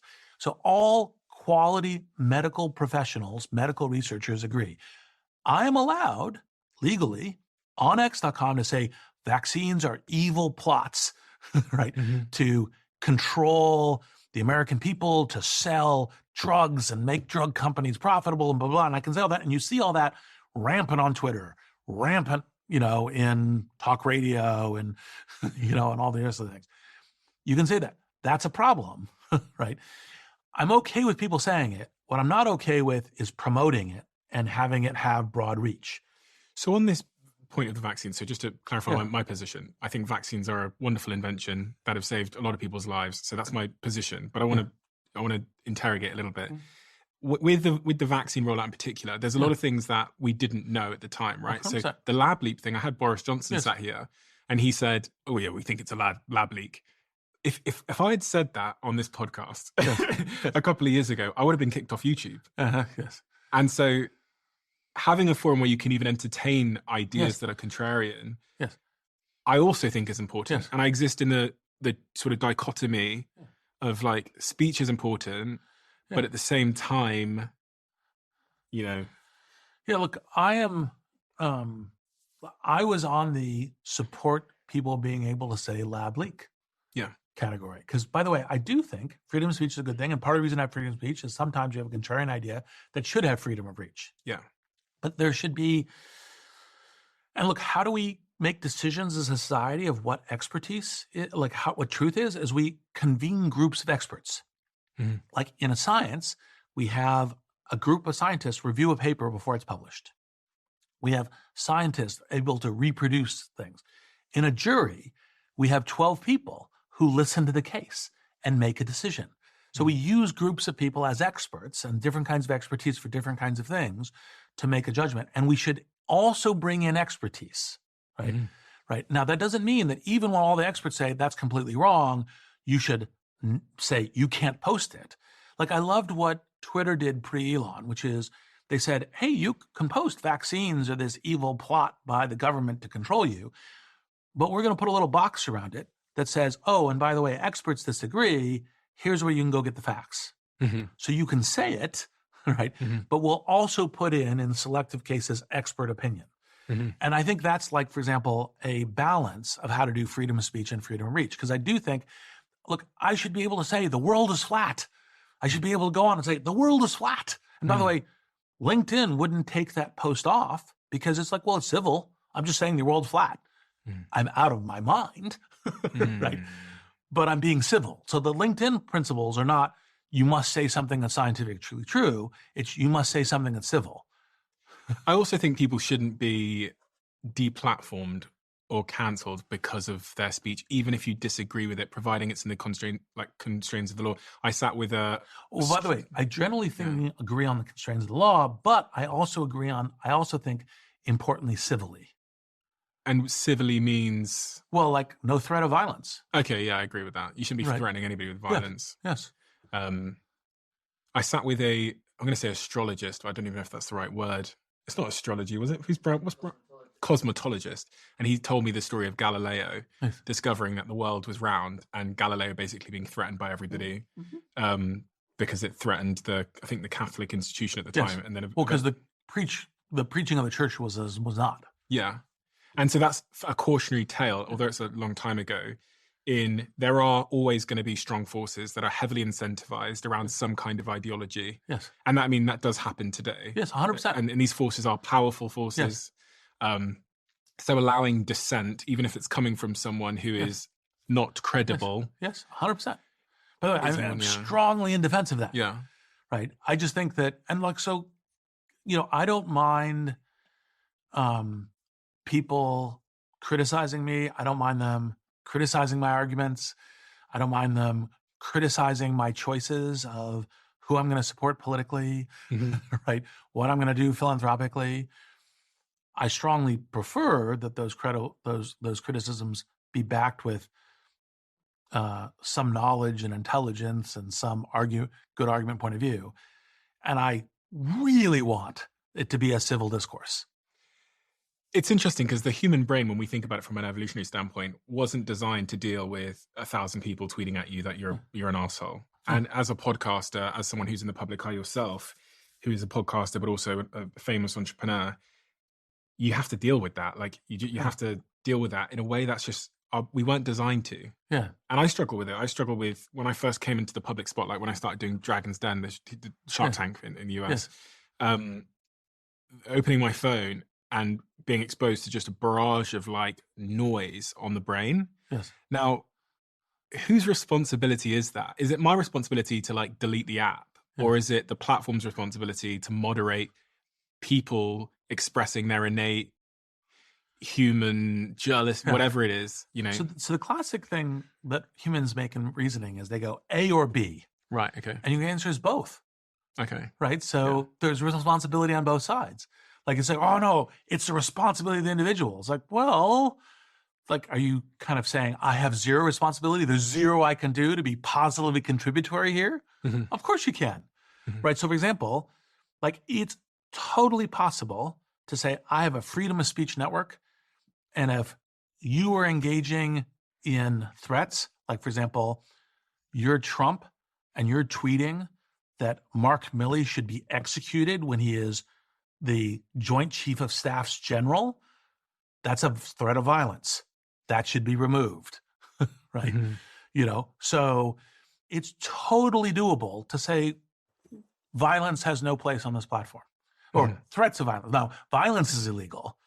Threats of violence is not, right? One of the theories I had many years ago, and I don't actually think this theory was based on anything other than I read it and it sounded good, so I used to say it, was that over the next 10 years, and I used to say this about 6-7 years ago on stage, social networking would become more and more siloed into these smaller interest-based networks. And I was thinking the other day in the taxi, I was like, oh my God, that's actually happening now. You're having Blue Sky and Threads, and you've got your Instagrams and your Rumbles, and we've got more and more social networks that are more centered around different pockets of people. What is your theory of social networking over the next decade, 2 decades? I'm always open as an investor to interesting ideas. Yeah. Right. I mean, here we are in a business podcast, so I'm always looking at stuff. Look, I think they will grow to be an increasingly, just as they've grown massively in the last 20 years, they will continue to grow to be an important part of life. I think there will be different social networks that fit different parts of our lives. That's part of the reason, for example, back when I started LinkedIn, it was also thought to be, oh, no one's ever going to do a business network. It's only going to be social networks, right? It's only going to be at the time, it was like Friendster, then it was MySpace, then it was Facebook. It was like, look, there's only going to be that. There's never going to be those. And then people say, well, there's only going to ever be one social network. And you're like, well, actually, in fact, we do have like Twitter, and we do have Snap, and we do have, right, there is multiple ones. And I think there will be more. So I think they're going to have more social networks, and they're going to fit into different people's lives. And they're going to have different community cultures for them. And I think not only will they get multimodal, but they'll use AI in different ways and so forth. And part of that invention, like one of the things I tend to think, people say, well, what ideas are you looking at as an investor? And I'm like, look, I'm looking for that great idea that I haven't thought of, that someone out there amongst the millions of entrepreneurs has got that great thing and can possibly make it work. That's what I'm looking for. So when I look to a future of social networks, now, to give a little bit more of a specific answer, like I tend to think social networks need to both have individuals as customers and societies as customers. So you need to think about like that balance of, you need to think about both in how you're designing them, right? So and that doesn't mean no freedom of speech and, autocratic, because I actually think more or less you should allow people to post whatever they want as long as it's civil, right? And if you want to choose to have an anonymous social network, that's fine. Like there's the definite rule for, especially when you get to places where the government is oppressive, go to in Iran or Russia or something else. It's like, well, anonymity is important for saving your life, right? But on the other hand, you should also be thinking about like, okay, what does this mean as a society? And part of what we want in media networks is we want to be collectively learning. So if I'm posting that, vaccines are an evil plot for corporations to try to kill our children, you're like, well, you're trying to persuade people to do something that's bad for them and bad for society, so we should respond in some way. We may still allow you to post, but we may put a little box around it saying, here's what experts, here's what all of the doctors at all the elite hospitals, survey says 99.999% of them, there's only one out of all the doctors at elite hospitals who don't think like these vaccines are a good idea. And do you think social networks have been a net positive for society? I think broadly. Look, it doesn't mean that that they don't have some challenges. Like people criticize Facebook, for example. But actually, in fact, 1 billion people get on it every day. They share their experiences, pictures, lives with loved ones, friends, etc. All of that's very, very positive. I think Twitter, unfortunately, has taken a turn for the worst. I think if you go, where is the largest site which has the most untruths on it? I think it's Twitter, right? But, that doesn't mean it can't also be improved and fixed over time. Whenever I speak to entrepreneurs like today's guest, Reid Hoffman, the co-founder of LinkedIn, there's one problem that always comes up. But today's sponsor, LinkedIn, has a solution that I think you'll want to hear. Connecting your business with the right people can be tough. You can spend a lot of time and money trying to get it right, and still, nonetheless, fall short, especially when it comes to B2B marketing, where you're not doing business with one person, you're dealing with teams making decisions together. Through LinkedIn ads, you can get access to the right audience so you can build relationships with their 1 billion members, 130 million decision makers, and 10 million C-suite executives. You can also target specifically by job, industry, company, and more. It's no surprise that LinkedIn is the highest returning paid social platform. To help you get started, LinkedIn is offering a $100 credit to launch your first campaign. Just go to linkedin.com/DOAC24 to claim your credit now. That's linkedin.com/DOAC24. Terms and conditions apply. There's so many different takes that I've heard on AI. I've spoken to Mustafa Solomon. I've spoken to lots of different, I know you know Mustafa because you invested in his company, right? Yeah, we co-founded Inflection. Okay. So you co-founded Inflection, which then sold to Microsoft. Well, it did a commercial deal with them. It's still going as a company. Oh, okay. All right, because Mustafa moved over. Yeah, he moved over because he wanted to do a consumer agent, and Inflection is doing B2B software sales now. What is your take on AI? And how should we be thinking about it? How should Dave and Jenny, the average person with, working in a company or building a small startup, think about AI? So I think AI is last year I published a book called Impromptu, which is the first book on AI, co-written with AI, right? To show as well as tell that AI is not just artificial intelligence, it's amplification intelligence. It gives us superpowers, right? As part of that, I'm publishing a book in January called Super Agency, which is our human agency, even with this agentic technology, can and will be magnified. We will get these superpowers. And super agency is the time where when a lot of people get access to a new general purpose technology, the transformation of society that comes, and it's like printing press or electricity or cars or mobile phones. It's this amazing transformation of all of our lives, because not only do I get the superpower by having AI, the fact that you have a superpower with AI also increased my agency. So for example, you're a doctor who now has access to AI, your ability to help tend to lots of people's healths now just get amplified. And it's the same thing like when a car was created, a doctor could now have a broader range of places they could visit to go help. That part of his cars have that super agency. It's not just I can drive places.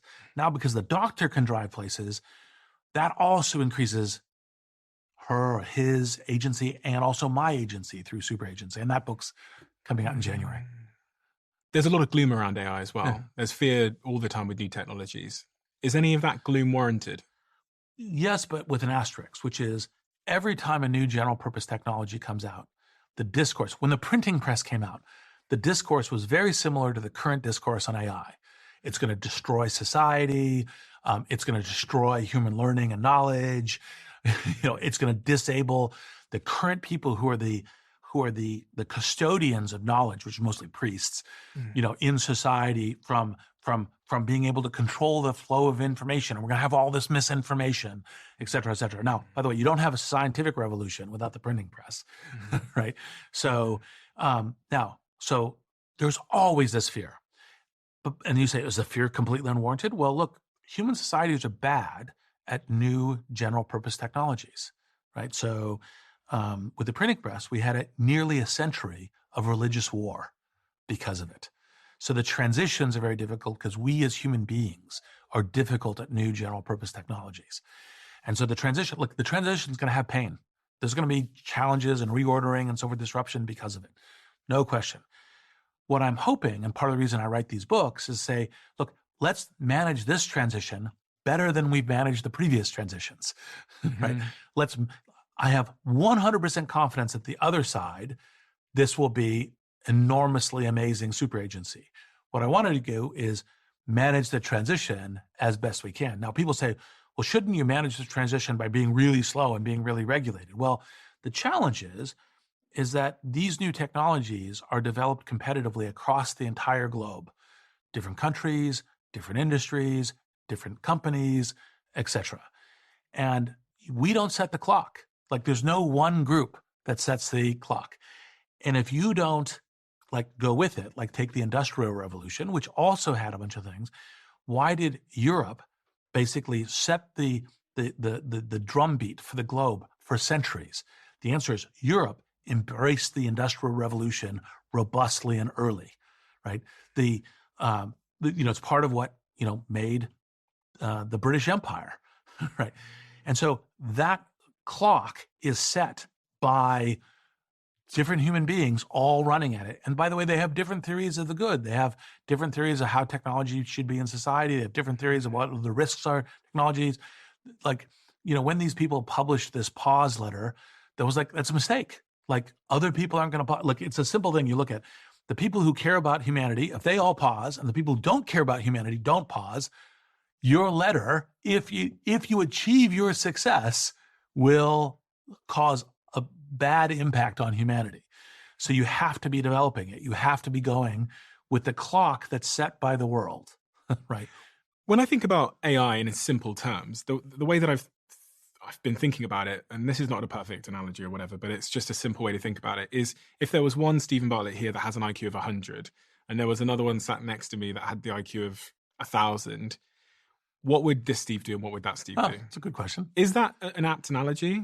Is that somewhat an interesting it depends. This is part of the thing is we human beings are very bad at imagining future technology. Mm-hmm. So I can tell you stories about where we have created AIs with IQ of 1,000. I can tell you stories where we've created AIs with IQs of 200, of 150. And I can also tell you stories of AIs where we've created that are kind of the equivalent, because today we have this, as a forms like idiot savants. Today's AIs are super intelligent. I'll give you an example. So if I go to a human being, I try to look around a human being and say, explain to me mixture of experts, creation of AI within AI. What does that mean? It's a technique by which modern AIs are created that have different kind of expertise roles in the combinations. Like ChatGPT is created this way, that create their output. It's a particular technical definition for the way of creating a world-class AI model. Then I say, okay, compare a mixture of experts. So there's only thousands of people who understand how to do that. Then I say, okay, compare that to modern economic game theory. Well, there's probably some humans that can do that too. We're probably now down to like 50 to 100, right? Then I say, okay, compare those two to modern oceanography, right? Okay, now we're at 0 human beings. There's no human beings that can do this, but I can go to GPT-4 and I can run this. GPT-4, because it's ingested a trillion words of knowledge, can write the comparisons between these 3 things. Because it knows all 3. Because it knows all 3. That's a superpower that no human being has. We have AI superpower today, right? But of course, no one's alarmed about that. Because like, oh, that's a great amplification intelligence. That really helps me. I think there's a very good chance that what happens is that what we're creating with all of every current AI technique that's under development is these amazing savants that are these great co-pilots, right? And that's what we're creating. Not Terminator robots, not super intelligences. There's a possibility of that. And I can address the existential risk questions around the possibility of that because people think about that poorly. But I think the likelihood is that we're going to be having these kind of co-pilots that give us these informational GPSs, these cognitive superpowers that make us as human beings a lot better. Bad actors are going to... Yes, that too. Yes, that's the bigger worry. So you say one worry is transition, and another worry is whenever you're creating this new technology, you want to say, I want to empower all these people who are building better lives for themselves in society, and I'd want to not empower criminals, terrorists, rogue states.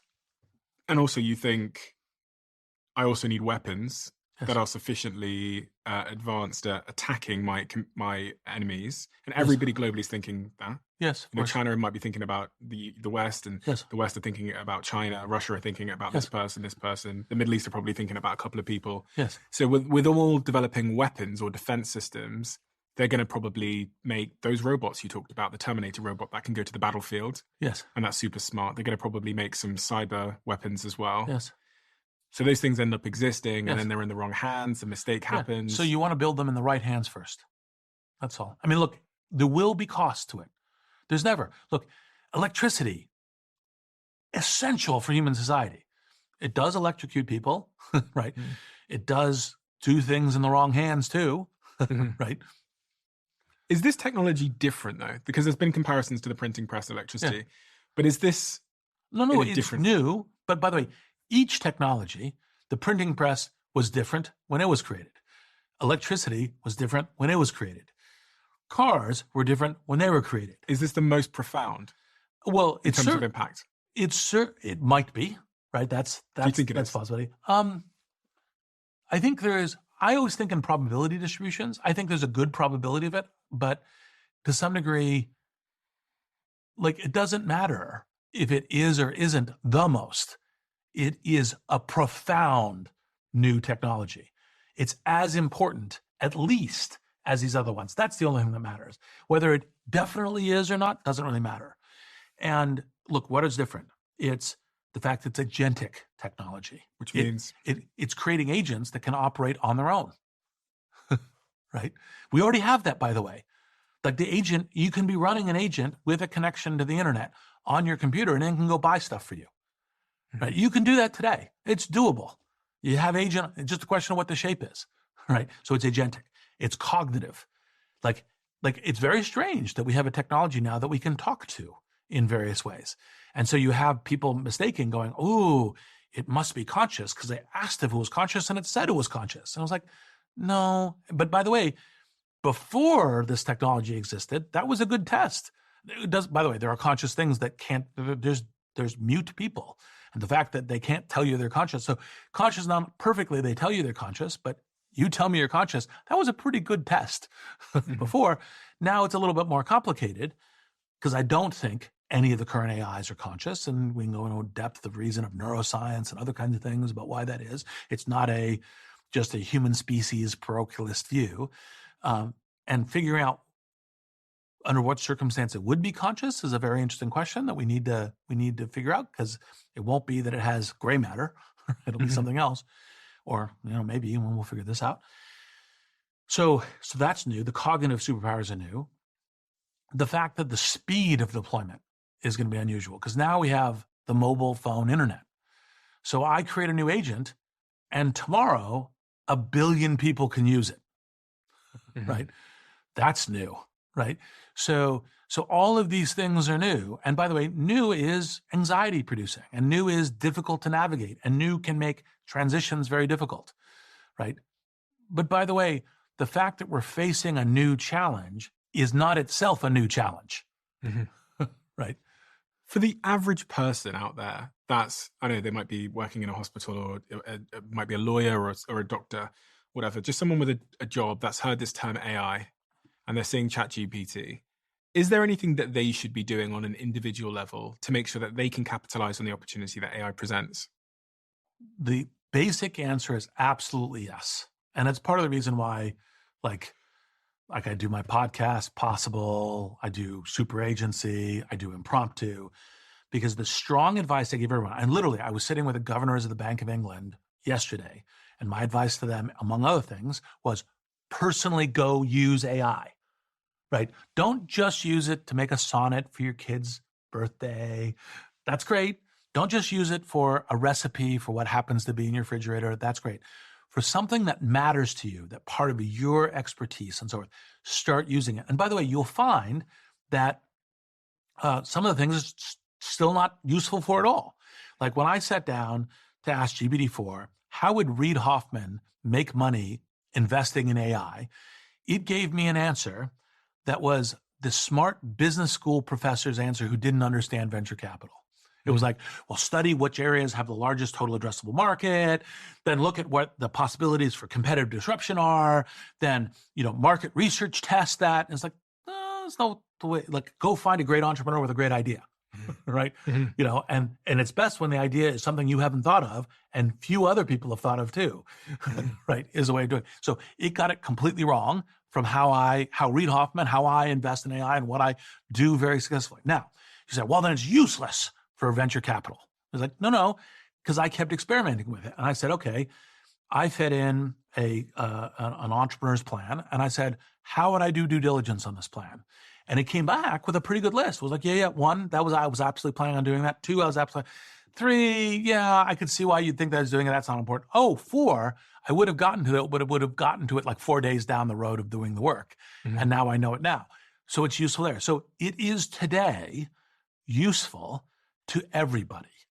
You can use it for things that you care about today. So go start playing with it. And I love Ethan Mollick's line, which is the worst AI you're ever going to use in your life is the AI you're using today. So one of the reasons to start using it is to start getting familiar with it, because it is a stunning tool. And I'll give one, since you're talking about everyday people, I'll give one kind of tip that I give everybody at the beginning. It's part of the reason I wrote Impromptu, et cetera, which is, what is AI? AI is great at adopting a role that you tell it to adopt, right? So here's a very simple one. You have an argument for something. You can paste it into an AI, and you can say, counter this argument. Take the role of critic. Argue against me. And you can see it will immediately give you a capable argument against your position.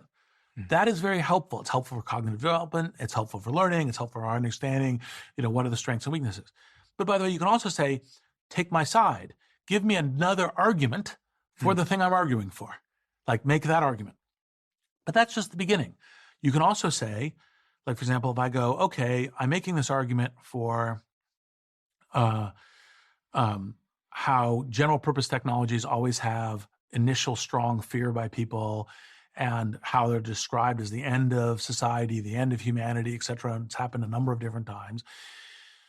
How would a historian of technology analyze my argument? How would they criticize my argument? And then you get it. So you can get to, like, it's only your own creativity and your own inspiration of what role should I be talking to? And once you start realizing that, you can start using AI very powerfully for whatever you're trying to do.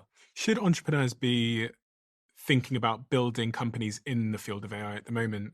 As an entrepreneur who's like roughly 30 years old, I look back and go, gosh, I wish I was of entrepreneurial age when the .com boom came around, because everyone became billionaires. And is this that moment in time? Yes. So the short answer is yes.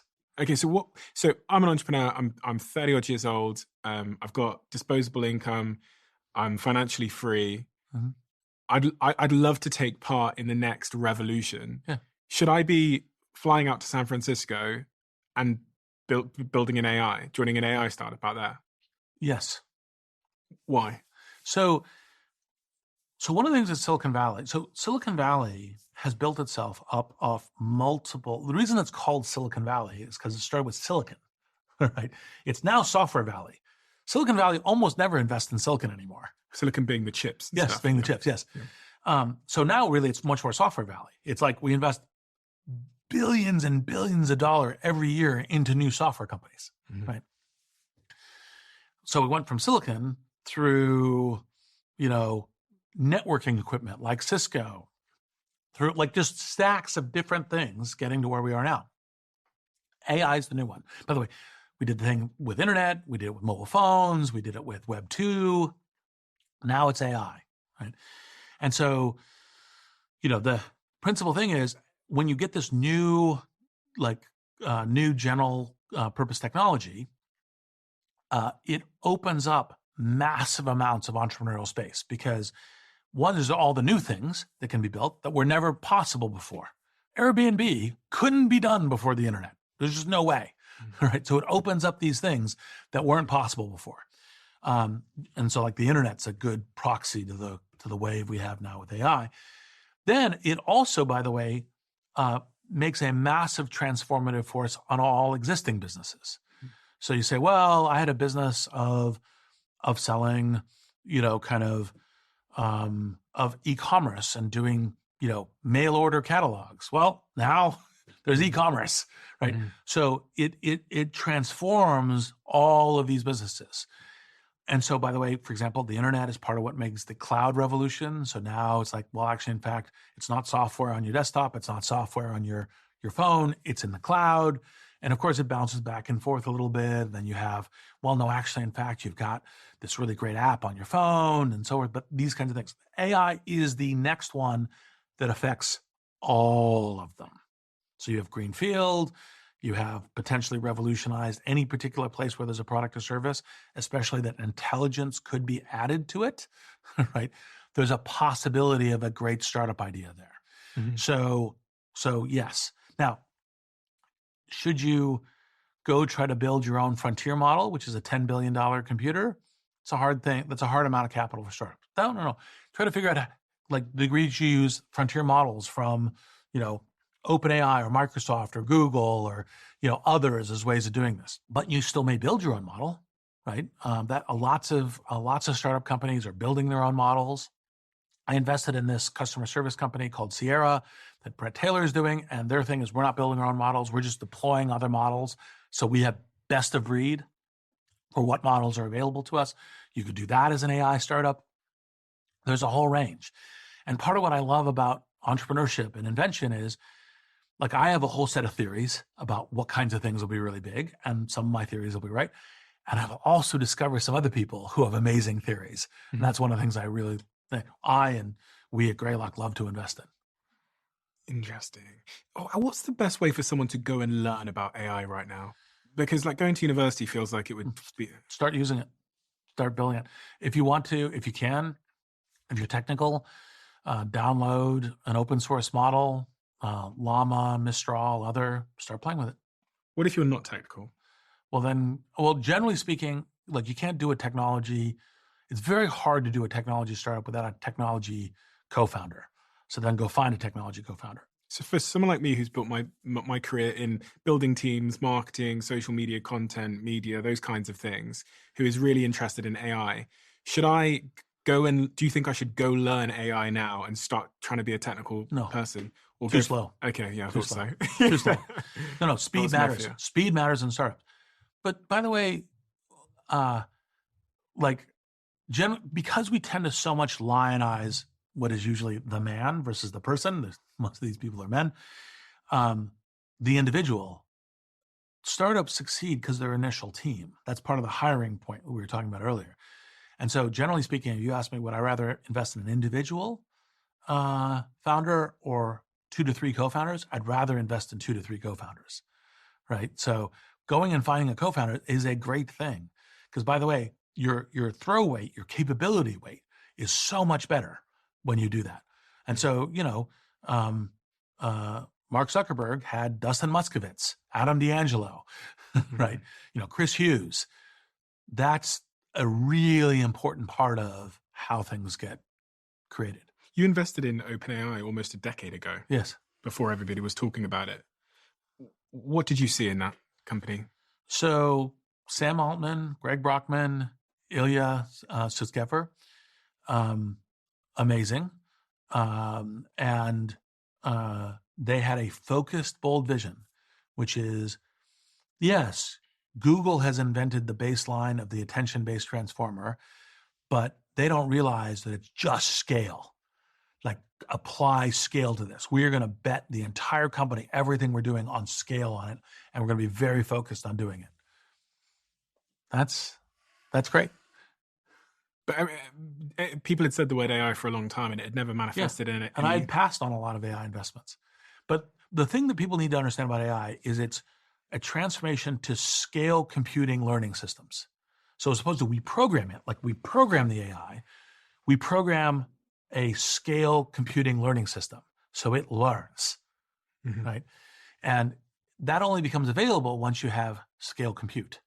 So you need the internet, you need the cloud, you need massive data centers, and you need access to massive amounts of data, which you get from the internet and other things.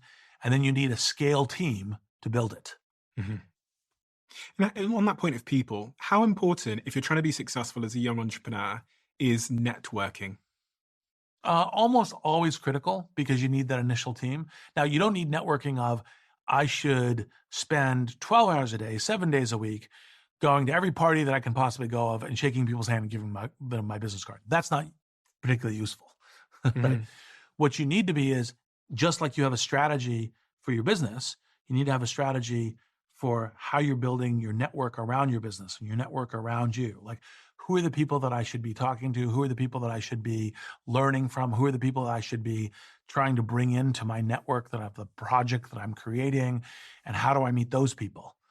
There's so many obvious things that people talk about when they're describing what makes an entrepreneur successful. They say hard work, they say have a big vision. But is there anything that's really underappreciated?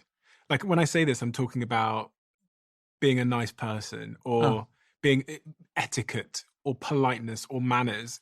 Are there any things like that that you think make a big difference but people don't appreciate? Well, I don't think politeness and etiquette are really particularly good competitive advantages. I'm not saying that one should be rude, but like an emphasis, like if an entrepreneur is like, I'm reading my etiquette manual, it's like don't spend your time, like, sure, be nice, I think building a network, like entrepreneurship is a team sport. It is not an individual sport. It's a team sport. So you need to be building your team. Right? But you've seen entrepreneurs be successful that were bad at that, right? Not ultimately at scale. Oh, interesting. Right? Because it is a team sport, right? Like, it requires high talent people around you doing it. Now, for example, you can get enough initial success going and capital that even though you're bad with your team, people will come on board because they'll go, oh, I believe this is going to go somewhere and I can make a bunch of money doing it. I'll come do it. And so like, for example, a classic trope within Silicon Valley, which is broadly correct, and that's part of the reason you have the tropes, is I want missionary, not mercenary cultures, right? Because the missionary is, I believe we're going to change the world. We're going to do it this way. And by the way, mostly of the big successful companies, most of them are missionary cultures. They say, oh, they're all missionary cultures. No, there's mercenary cultures that have gotten big too. How do you define mercenary in this context? All I care about is making money. The only thing that matters is I'm selling something, I'm going to make money. That's all that matters. Do you sometimes think the mission's bullshit though? Just like bullshit to get people to feel something. There are bullshit missions that are like I'm just telling a story, I don't really care, right? I'm telling a story that's incorrect, right? There are the Silicon Valley TV show on HBO kind of satired this in a particular way. It was like, I am creating a reverse double encryption system to change the world, right? That kind of, and there is BS there, just like any other large scale human activity. There's a lot of BS in different places. Do you need the BS in that context? Do you need to end it with, I'm going to change the world? Well, it's helpful. The reason why people use the BS is because that's what people want to do. People want to be in things that are changing the world. So you have to say, like, I'm LinkedIn. This is how I'm going to change the world. I'm OpenAI. This is how I'm going to change the world. I'm Airbnb. This is how I'm going to change the world. Because humans are emotional, story animals. Exactly. So yes, you need it. But of course, it's much better if it happens to be that you actually are trying to do that. You are actually, in fact, you have a good plan for how you might succeed in doing that. Because, a fizzy drinks company, conglomerate, even they try and end their value proposition with, we're going to change the world. Yes, exactly. And it's bullshit. It's a public company. They got shareholders who want to return. Yes. But even they, I guess, have to do it. Yeah. On the mindset front, what is the mindset, the factors of a great entrepreneur's mindset? What are the key things that you look for when you're investing in one? Insanely great ambition, right? I'm shooting for the moon, and sometimes literally, but most often like if I'm successful, I will transform the industry. Okay. An awareness of like a good plan for how you might do that, right? An awareness that entrepreneurship is a team sport, not an individual sport, and I have a plan for how I'm bringing in like all of different elements, capital, talent, etc. Like, for example, one of the ways that I interview executives is I say, who are the 3 to 5? If they 5, I love it, but minimum 3 world-class people who've worked for you before. And I'm going to call them and ask them what it's like working for you. Right? Because, and by the way, if it really matters, I will then reference check those 3 people on, are they actually world-class, right? Because only hire people who are going to hire world-class people who play it. Now, similarly, like, who are the world-class people who think you're world-class as an entrepreneur? And like, this is one of the things that actually Entrepreneur First that we actually, in fact, learned was it isn't necessarily who everybody thinks, it's who some world-class people think that this person is world-class because they're edgy, right? Yeah. So you look for that. It isn't that you look for people that everybody loves them. Everybody says, oh, I'd love to have a drink with that person. No. Like having someone say, oh, that person's hard driving and they're difficult. That could be a very strong positive. I've invested in a number of entrepreneurs that way. What about resilience? Well, resilience is also very important. Almost every startup goes through what I call a valley of the shadow moment, which is like, why did we think this was a good idea? Oh my God. We're like, when I started SocialNet, one of my connections from Apple dropped me, who had started doing startups 2 years before, dropped me a one-line email that said, welcome to where 15 minutes is the difference between exultation and terror. I'm going to change the world. Oh shit, I'm going to die. Right? So resilience is super important because it is a dogfight.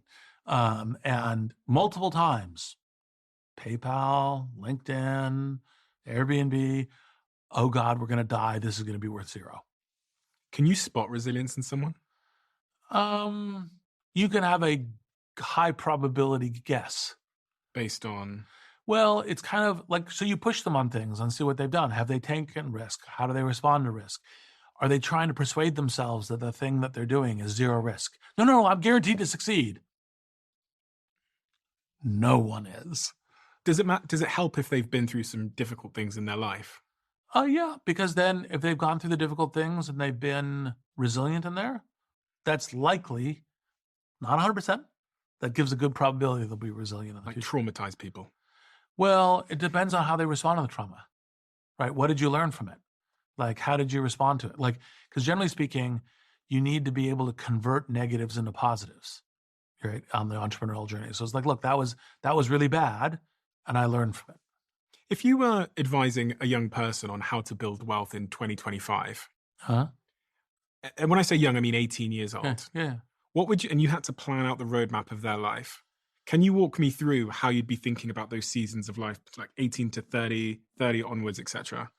So part of the reason I wrote Startup Review was that the advice that universities frequently give is, follow your passion. First, do the things that you're really passionate about. Oh, you want to go volunteer in Bhutan? Do it now.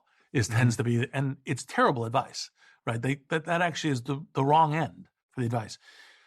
The right thing, and it doesn't mean don't follow your passion, but the right thing is to start with, how do I get to a place where I have established myself and have like the ability to, like, economically, the platform and maneuver. It could be enough wealth to be, to no longer need a salary. That was my own personal goal. But it also could be I'm well known and have a network of contacts of people who would want to hire me and so forth. And now I'm going to go spend a year volunteering in Bhutan because I really want to do that, right? So the answer is go be vigorous about the thing that matters for your entire life early. And take the big risks early. Yeah, take the big risk early, right? Now you might say, I want to be a doctor. It's not particularly risky, it's fine. But then go to medical school, establish yourself as a medical professional and so forth before you do that. So whatever thing that is the thing that you think gives you the platform for resilience in your later life, go establish that now. And by the way, that's part of the thing of like wealthy. But wealthy, by the way, could be measured in, I have a bank balance, right? Or on stock equity portfolio. But wealthy can also be I have a great network of people who want to work with me, who want to hire me, who value my talents, right? So this whole range for things, but go establish that first. And that can be take big risks. By the way, some people say, I want to take as few big risks as possible in my whole life because that's who I am. Fine. But go establish yourself first. Now, if you're going to be an entrepreneur, you want to be an entrepreneur, then, like, for example, it's like, okay, maybe you shouldn't start a business at 18, but maybe you should go join a startup, right?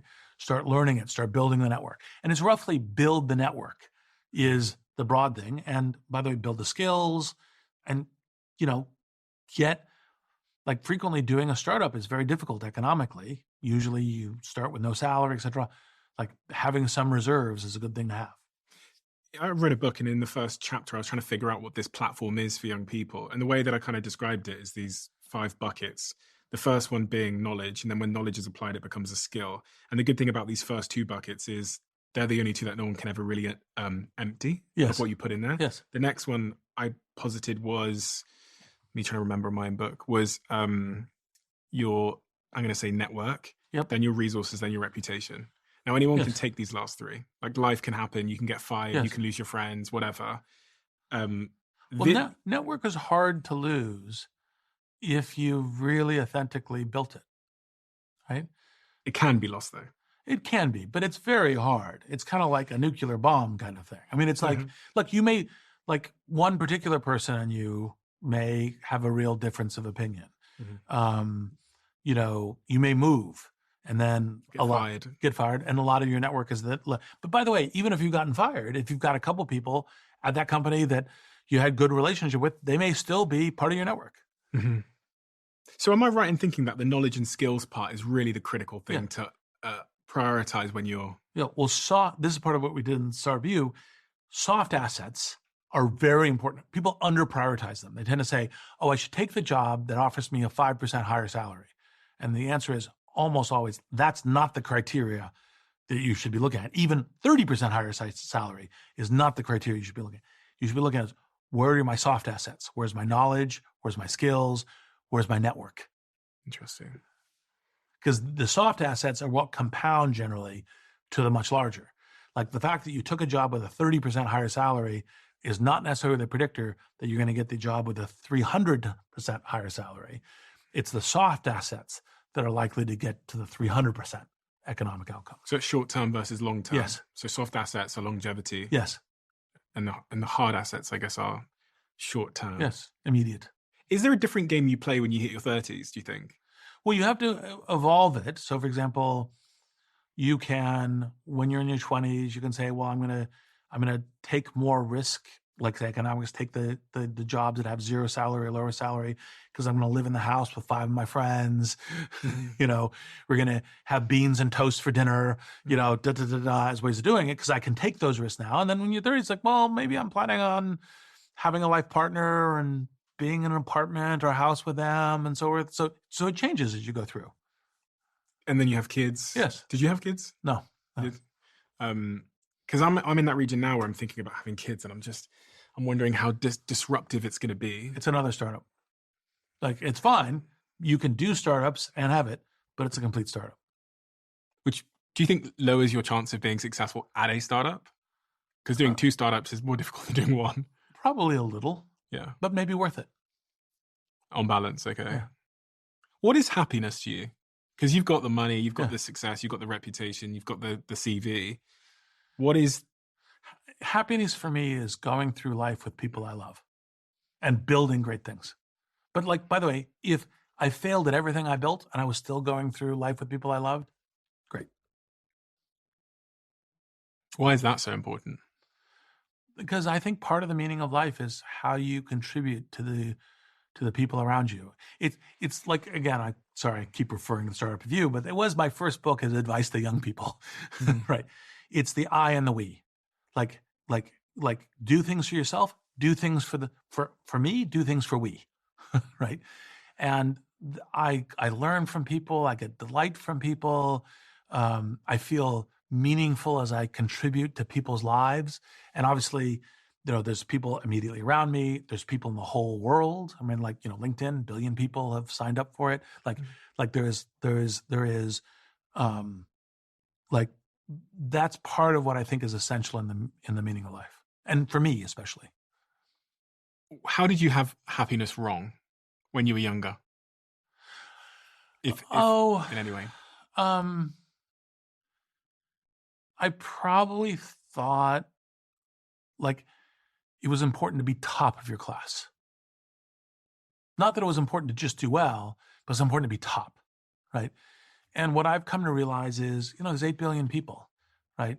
Nobody is the best at everything, right? Some people delude themselves that they are, but nobody is. You could be the best at something. And by the way, being the best at something, that's a good thing. But by the way, to really be obsessive about being the absolute best at that thing, well, maybe you're actually you're less investing in other things. Mm-hmm. It's a little bit like your earlier question about managing. Like you say, I'm an oracle, and I'll tell you, you'll be 4 times as economically successful if you're a shit to the people you work with. No, not okay for me. And love. How does love come into all of this? You have a long-term life partner? Yes. Yeah. In Seattle. What role has that played in your happiness and your professional success? For me, all the people around me are people I learn from. And that includes Michelle. Like, I learn all kinds of things from Michelle. Michelle and I are actually both in some ways very similar people. Deep belief in ethics, deep belief in the importance of being a good person. And in some ways very different. She like I'm Mr. Scale. She's anti-scale. Right. She thinks she's fine with my doing the scale things. But like, she wants to go connect with local people in the community, right? Like, she's like, look, I'm volunteering at the senior center. Will you come volunteer with me? No, I don't do that. I'm happy to give money to the senior center, but that's not what I do. But that's her life. And I learn from that. Because by the way, life is both. Life is both here and here. So it's one of the balance of different people. She is intensely going in. She's taking this kind of, call it Quaker Buddhist approach to creating art, right? And that's just amazing. Like, I love being on that journey with her, right? And that's her journey, right? But I learned from it. And those are the kinds of things that are, like part of what I think the meaning of life is how we learn from each other. If two entrepreneurs come to you and they pitch the exact same thing, but one of them is in a long-term marriage, what is the difference between those two entrepreneurs in terms of how they'll show up in business in your view? It's interesting. I've never been asked that question. It depends. I do think like one of the things that I treat as a very relevant fact is how someone treats the people around them. Okay. So it's somewhat evidence that they're... Yes. So like if a person is good to the people around them, then that's a person I'm more likely to, much more likely to want to go through. Because like a startup is like 10 years. Like I have passed on investments that I've literally referred to, and I won't name them because it's uncivil, but I've literally passed on investments that I thought this is going to make a ton of money. And I've told my partners at Greylock, hey, look, this entrepreneur and this business, this is going to make a lot of money. If any of you want to do it, great, and I will support you. But I don't want to invest because I don't want to spend the 10 years with this entrepreneur, right? Because it's just, life's too short, right? And I was right. Those businesses made a ton of money, right? But it was, no thanks. Not worth the headache. Yes. When I was reading Blitzscaling and I was watching the videos that you did, you've done several talks on it, and I've seen pretty much all of them over the years. One of the questions I had as an investor myself is, my early stage companies that aren't in the consumer internet space, they're selling, I don't know, they might be selling a drink in a supermarket or something. Should they all be pursuing this idea of blitzscaling, where you go lightning fast to building a massively valuable company? Not necessarily. Okay. Blitzscaling is a strategic response to global competition. Okay. Right. And so now there are certain industries where global competition is the norm, not the exception. You're building an internet property, right? Right. Or mostly like much software, not all software, but most, like many software companies. In which case, and by the way, if you can get away with not blitzscaling, it's much better, because blitzscaling is spending resources inefficiently to get to market size ahead of your competition, right? So like a classic example is like, Uber would interview somebody, offer them a job, and then say, who are the 3 best people at your company that you worked with? And send job offers to those 3 people without even interviewing them, right? Because that's blitzscaling, right? That's, I'm going super, super fast. And that was a blitzscaling technique I learned from Uber. I was like, oh, yep, put that one in the tool chest for when you need to do that, right? Because outpacing the competition when you're in Glengarry, Glen Ross markets, which is first prize Cadillac, second prize steak knives, third prize you're fired, it's the game, right? And it's one of the things, like when, you and I were chatting a little bit before we started the podcast, like one of the places that places like, London and the UK and Europe need to learn is when the competition is global, it's not the people down the street. It's the fiercest competitors around the world. And Silicon Valley has fierce competitors. China has fierce competitors. You have to have a theory of how you're playing that game against the fiercest competitors in the world. And so blitzscaling is in part, like, this is stuff I've learned from Silicon Valley and from the stuff I've done in China, to say, like, when you're in a global competitive business and you're trying to establish it and you have competitors who are doing this, this is some of the techniques that you need to do. If AI is going to be so transformative, when you think about a country like the UK, where, we don't have the blitzscaling advantages as entrepreneurs and founders that you guys have in Silicon Valley, if you were the Prime Minister of the UK, what would you do to give us a shot at getting some of the value that's going to accrue because of this AI opportunity? So I think there's 2 things. One is you need to enable some of your company's ability to blitzscale as much as you can, right? Okay. So, because if company 1 is not blitzscaling and is competing against company 2 that is blitzscaling, company 1's going to lose. I don't think we've got any AI companies that are blitzscaling over here. Company 1 is going to lose, right? Company 2 might lose too, right? But company 1 is guaranteed to lose and company 2 is not guaranteed to lose, right? So if you're competing against companies that are blitzscaling, you must also be blitzscaling. It's part of the reason I wrote the book. It's part of the reason I give talks. It's part of the reason I help Sherry Kutu stand up the Scaling Institute here in London, et cetera, et cetera. Now, you say, we can't.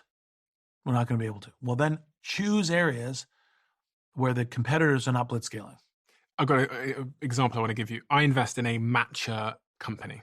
They make matcha, like the green tea, and they've grown very, very quickly. They're called Perfect Ted, #ad. I'm an investor, etc. I'm the only investor in the company, I think. And I was wondering, they've grown so quickly. So they've gone from, I don't know, 0 to they'll probably do maybe £30 million next year, and they've done it in could be measured in months, really. And I was like, matcha's this trend that's coming into shore. Everyone's drinking matcha now. Every coffee shop you go to has matcha. Should they be blitzscaling to capture the opportunity globally? So it depends on two things. One, most centrally, competition. Do they need to be outpacing their competition? You could argue yes. Yeah, but if yes, then, and especially if their competitors are blitzscaling, then absolutely yes. If the competitors are not blitzscaling, it's, well, will blitzscaling enable us to outpace them?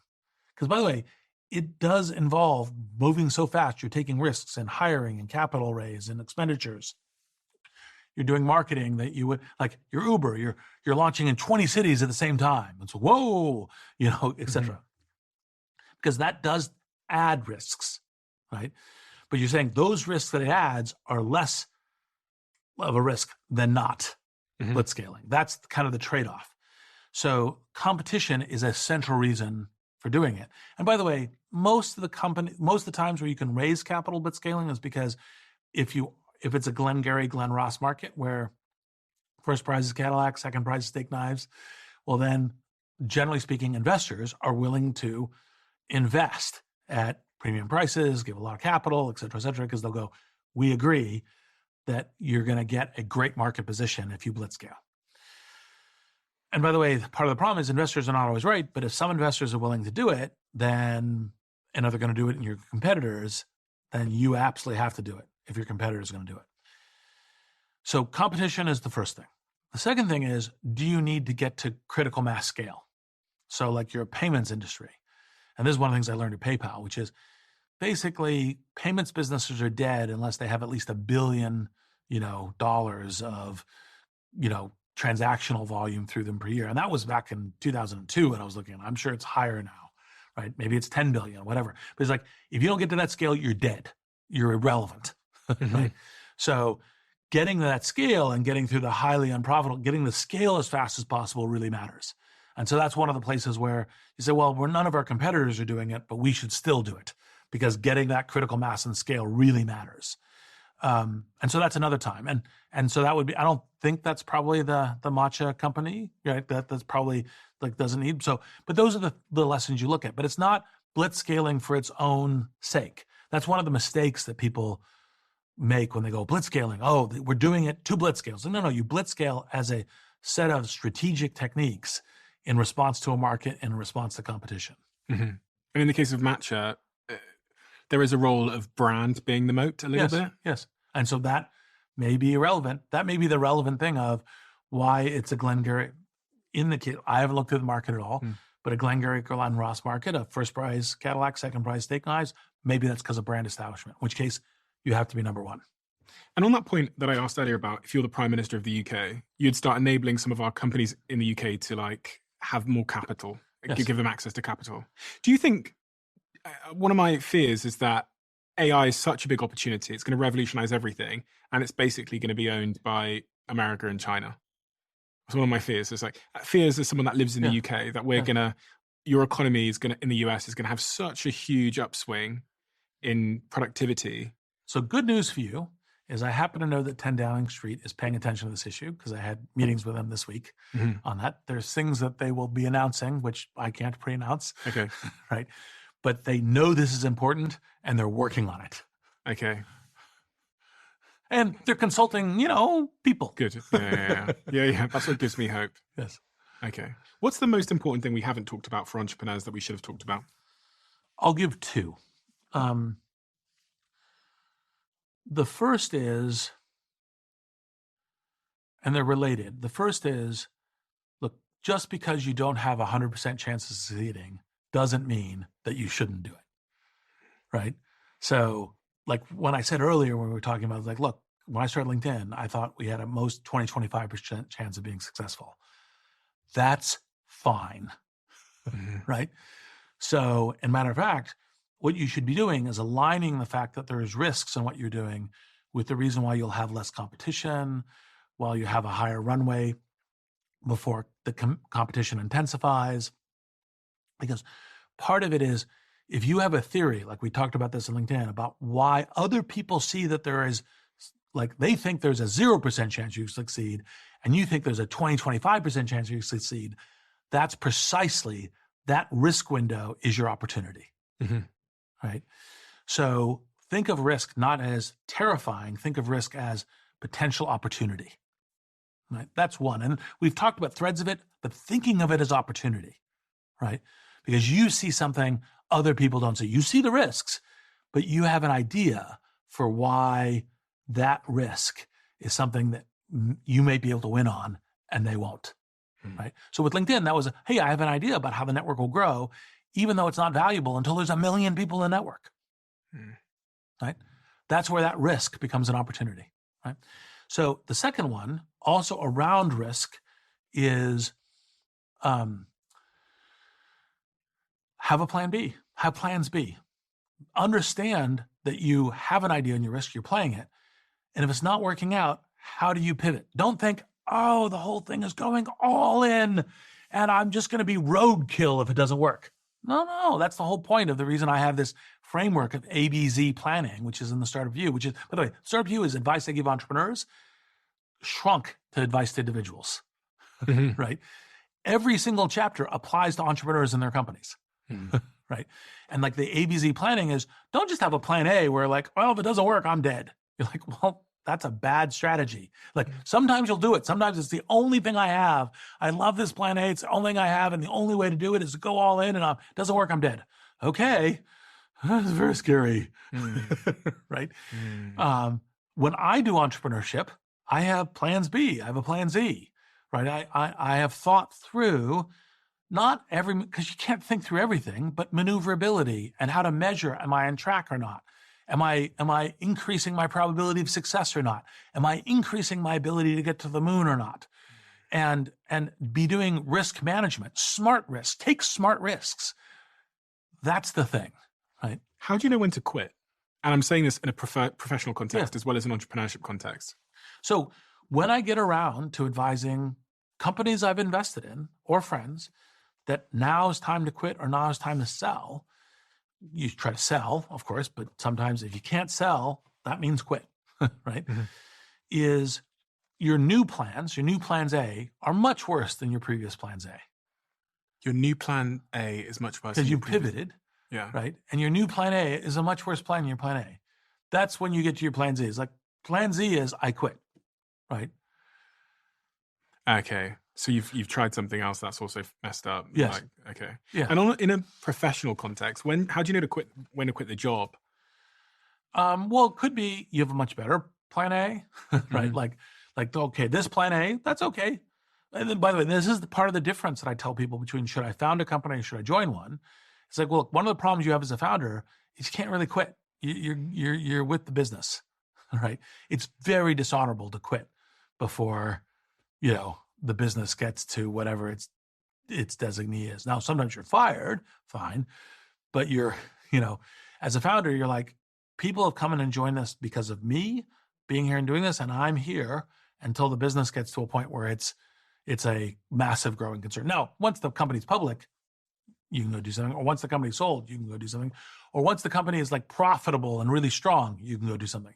But you're there until then as a founder. As an employee, you're signing up for what in the Alliance I call a tour of duty, which is I'm signed up to make a big difference in the company, but I'm not here till the end. And so as your employee, you can go, look, have I delivered against my tour of duty? Great.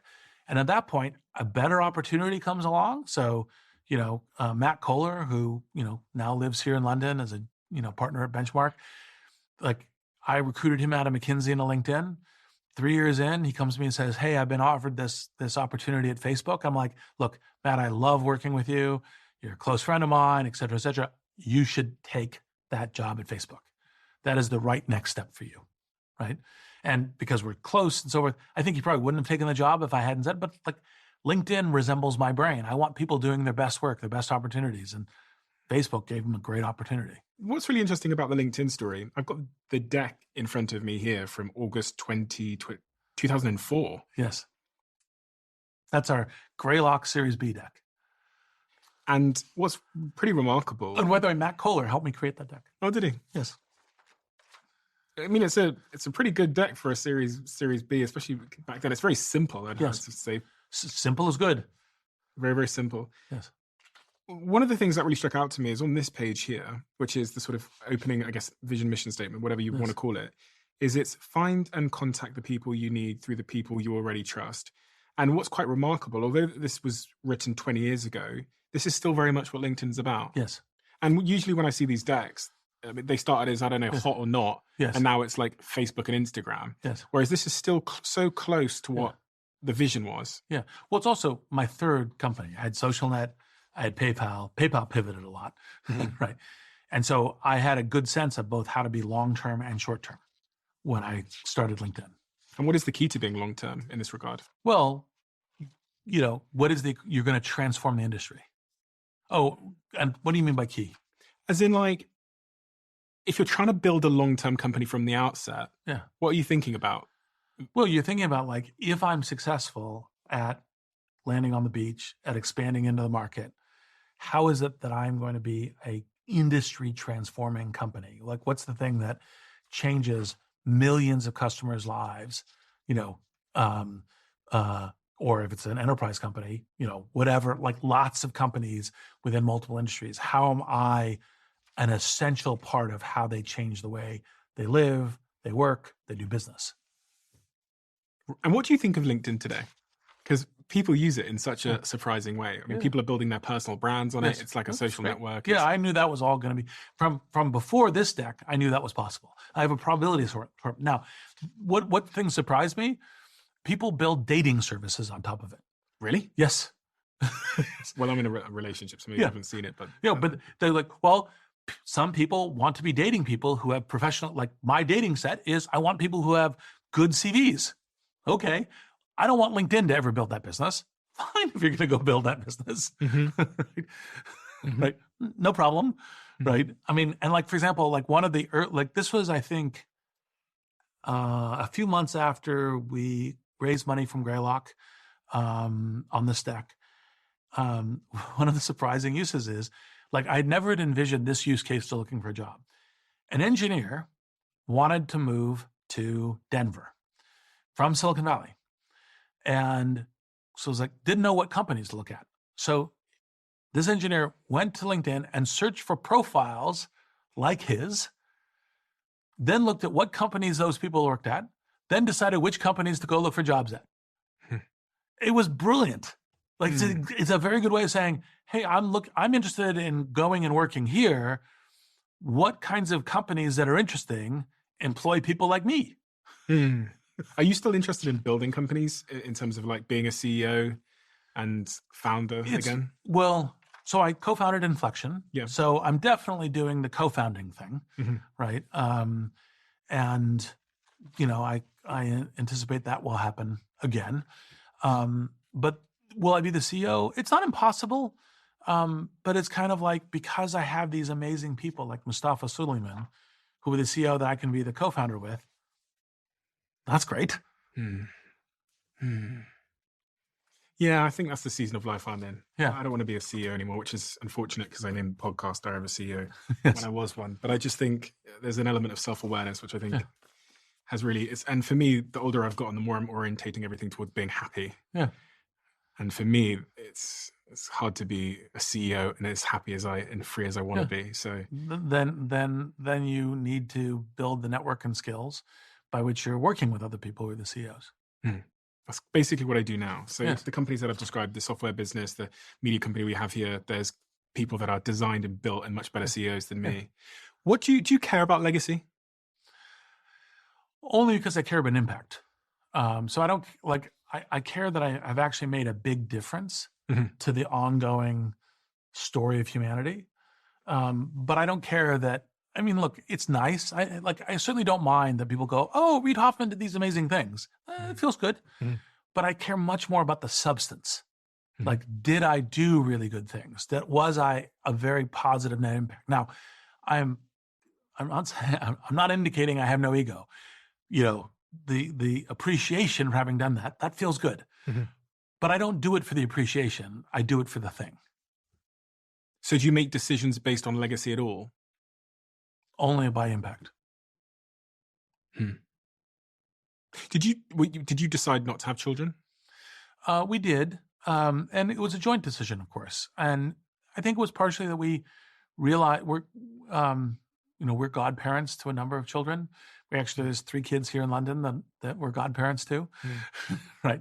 And, there's all kinds of delights in being a godparent, which is, you show up and spend an evening and get to participate in the kids' lives. And then, when it's like, oh, time to change the diaper.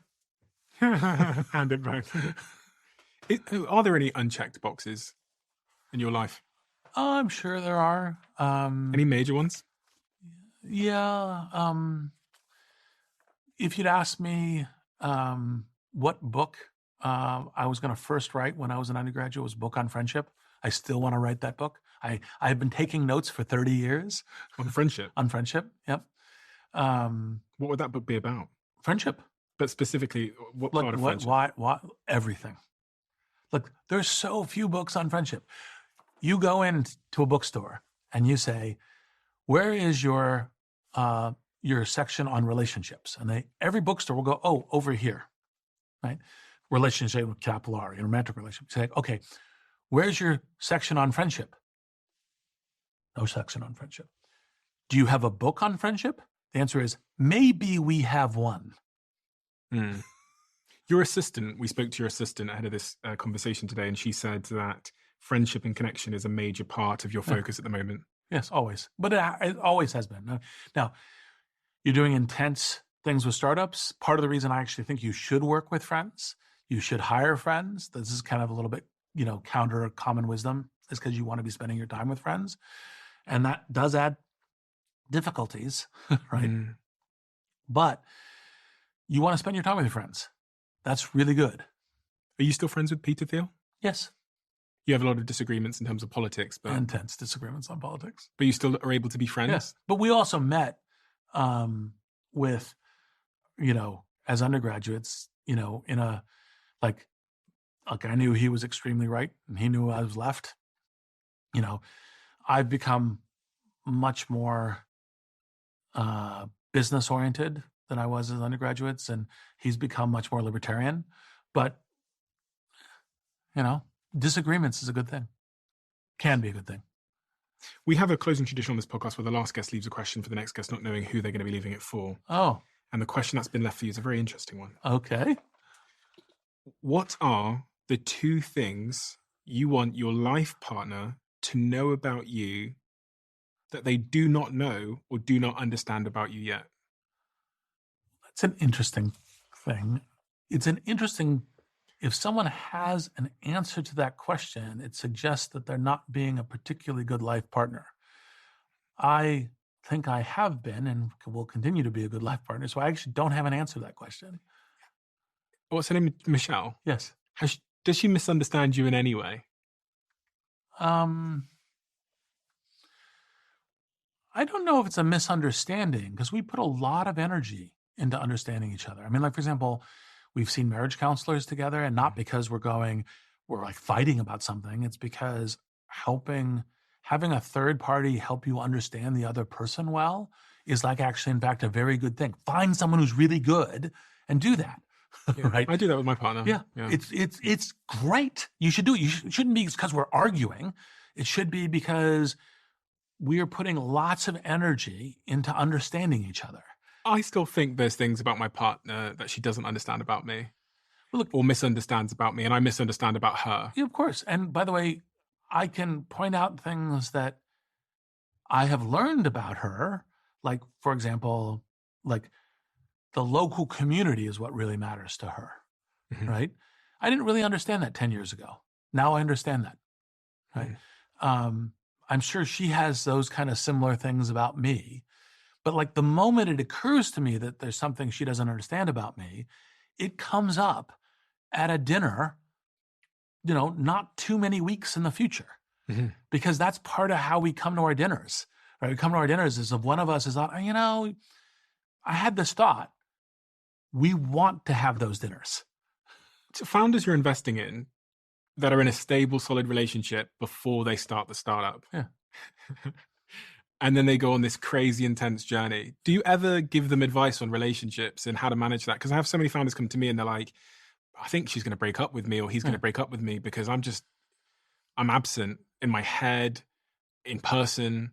You try to have a really good relationship. You try to be as like I think you should, in friendship and in relationships, you should try to identify the things in yourself that the other person may find challenging, and you should bring them up in advance, right? That is a very good way to build deep quality friendships and relationships.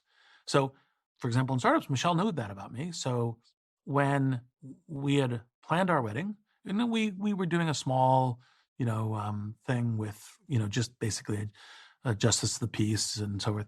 We planned our wedding, and it was very early days of LinkedIn. And I came back home and I said, we really need to delay it, right? And we delayed it a couple of weeks, right? It was like, we really need to delay it. I'm doing this thing at LinkedIn right now. We really need to have it. I don't have time for that. And Michelle didn't go, She went, okay, let's make it work. Because I'd been clear with her about what the startup journey was like, right? I'd had experience with it before. Now, sometimes it's like, we didn't know it before, but like, look, I'm really committed to this and it's really important to me that I do that. Well, that should be kind of life partner things. Did you let her down a lot? I hope not. In terms of making a plan, making a date? Oh, we had multiple plans that got blown up, right? And what about dealing with the stress when you come home? Something I've always struggled with is if work is stressful, when I come home, I can be absent.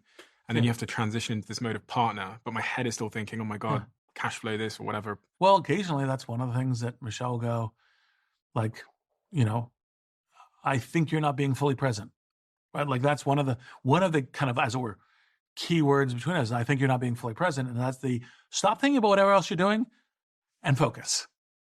Okay. And yes, we've had that conversation more times than I can probably remember and count. And is it easy just to? You learn to. Really? Yes, you learn to. Because as you like, you have okay, what does that mean? Take those other things, push them off the table, focus. Or, by the way, occasionally you go, you're right. I'm really sorry. I'm just so distracted by this right now.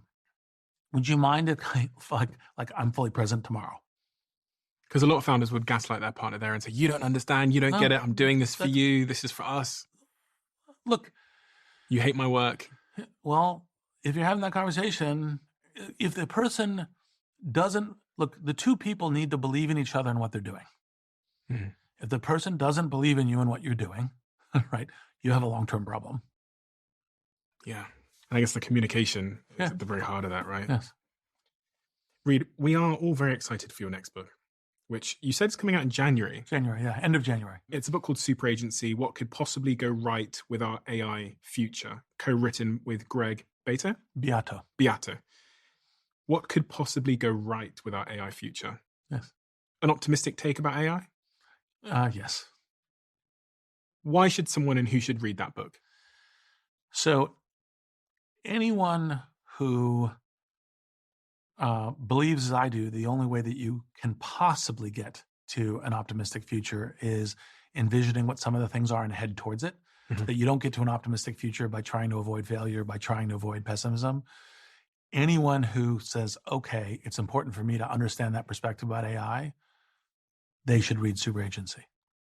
We have a book blurb from Yuval Harari, which says, this is a brilliant, positive vision of the future. I disagree with some of its main arguments, and everyone should read it. That's refreshing. Yes.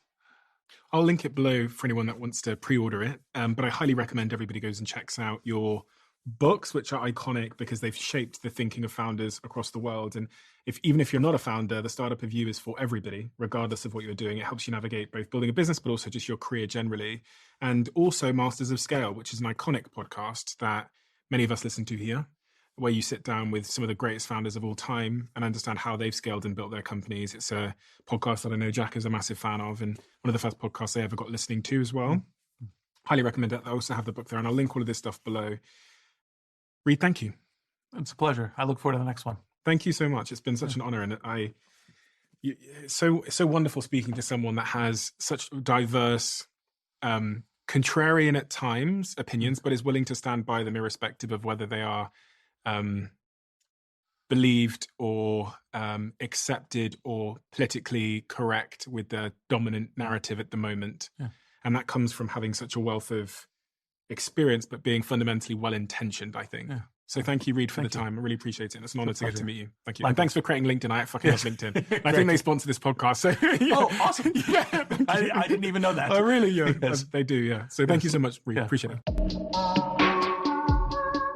Isn't this cool? Every single conversation I have here on the Diary of a CEO, at the very end of it, you'll know, I asked the guest to leave a question in the Diary of a CEO.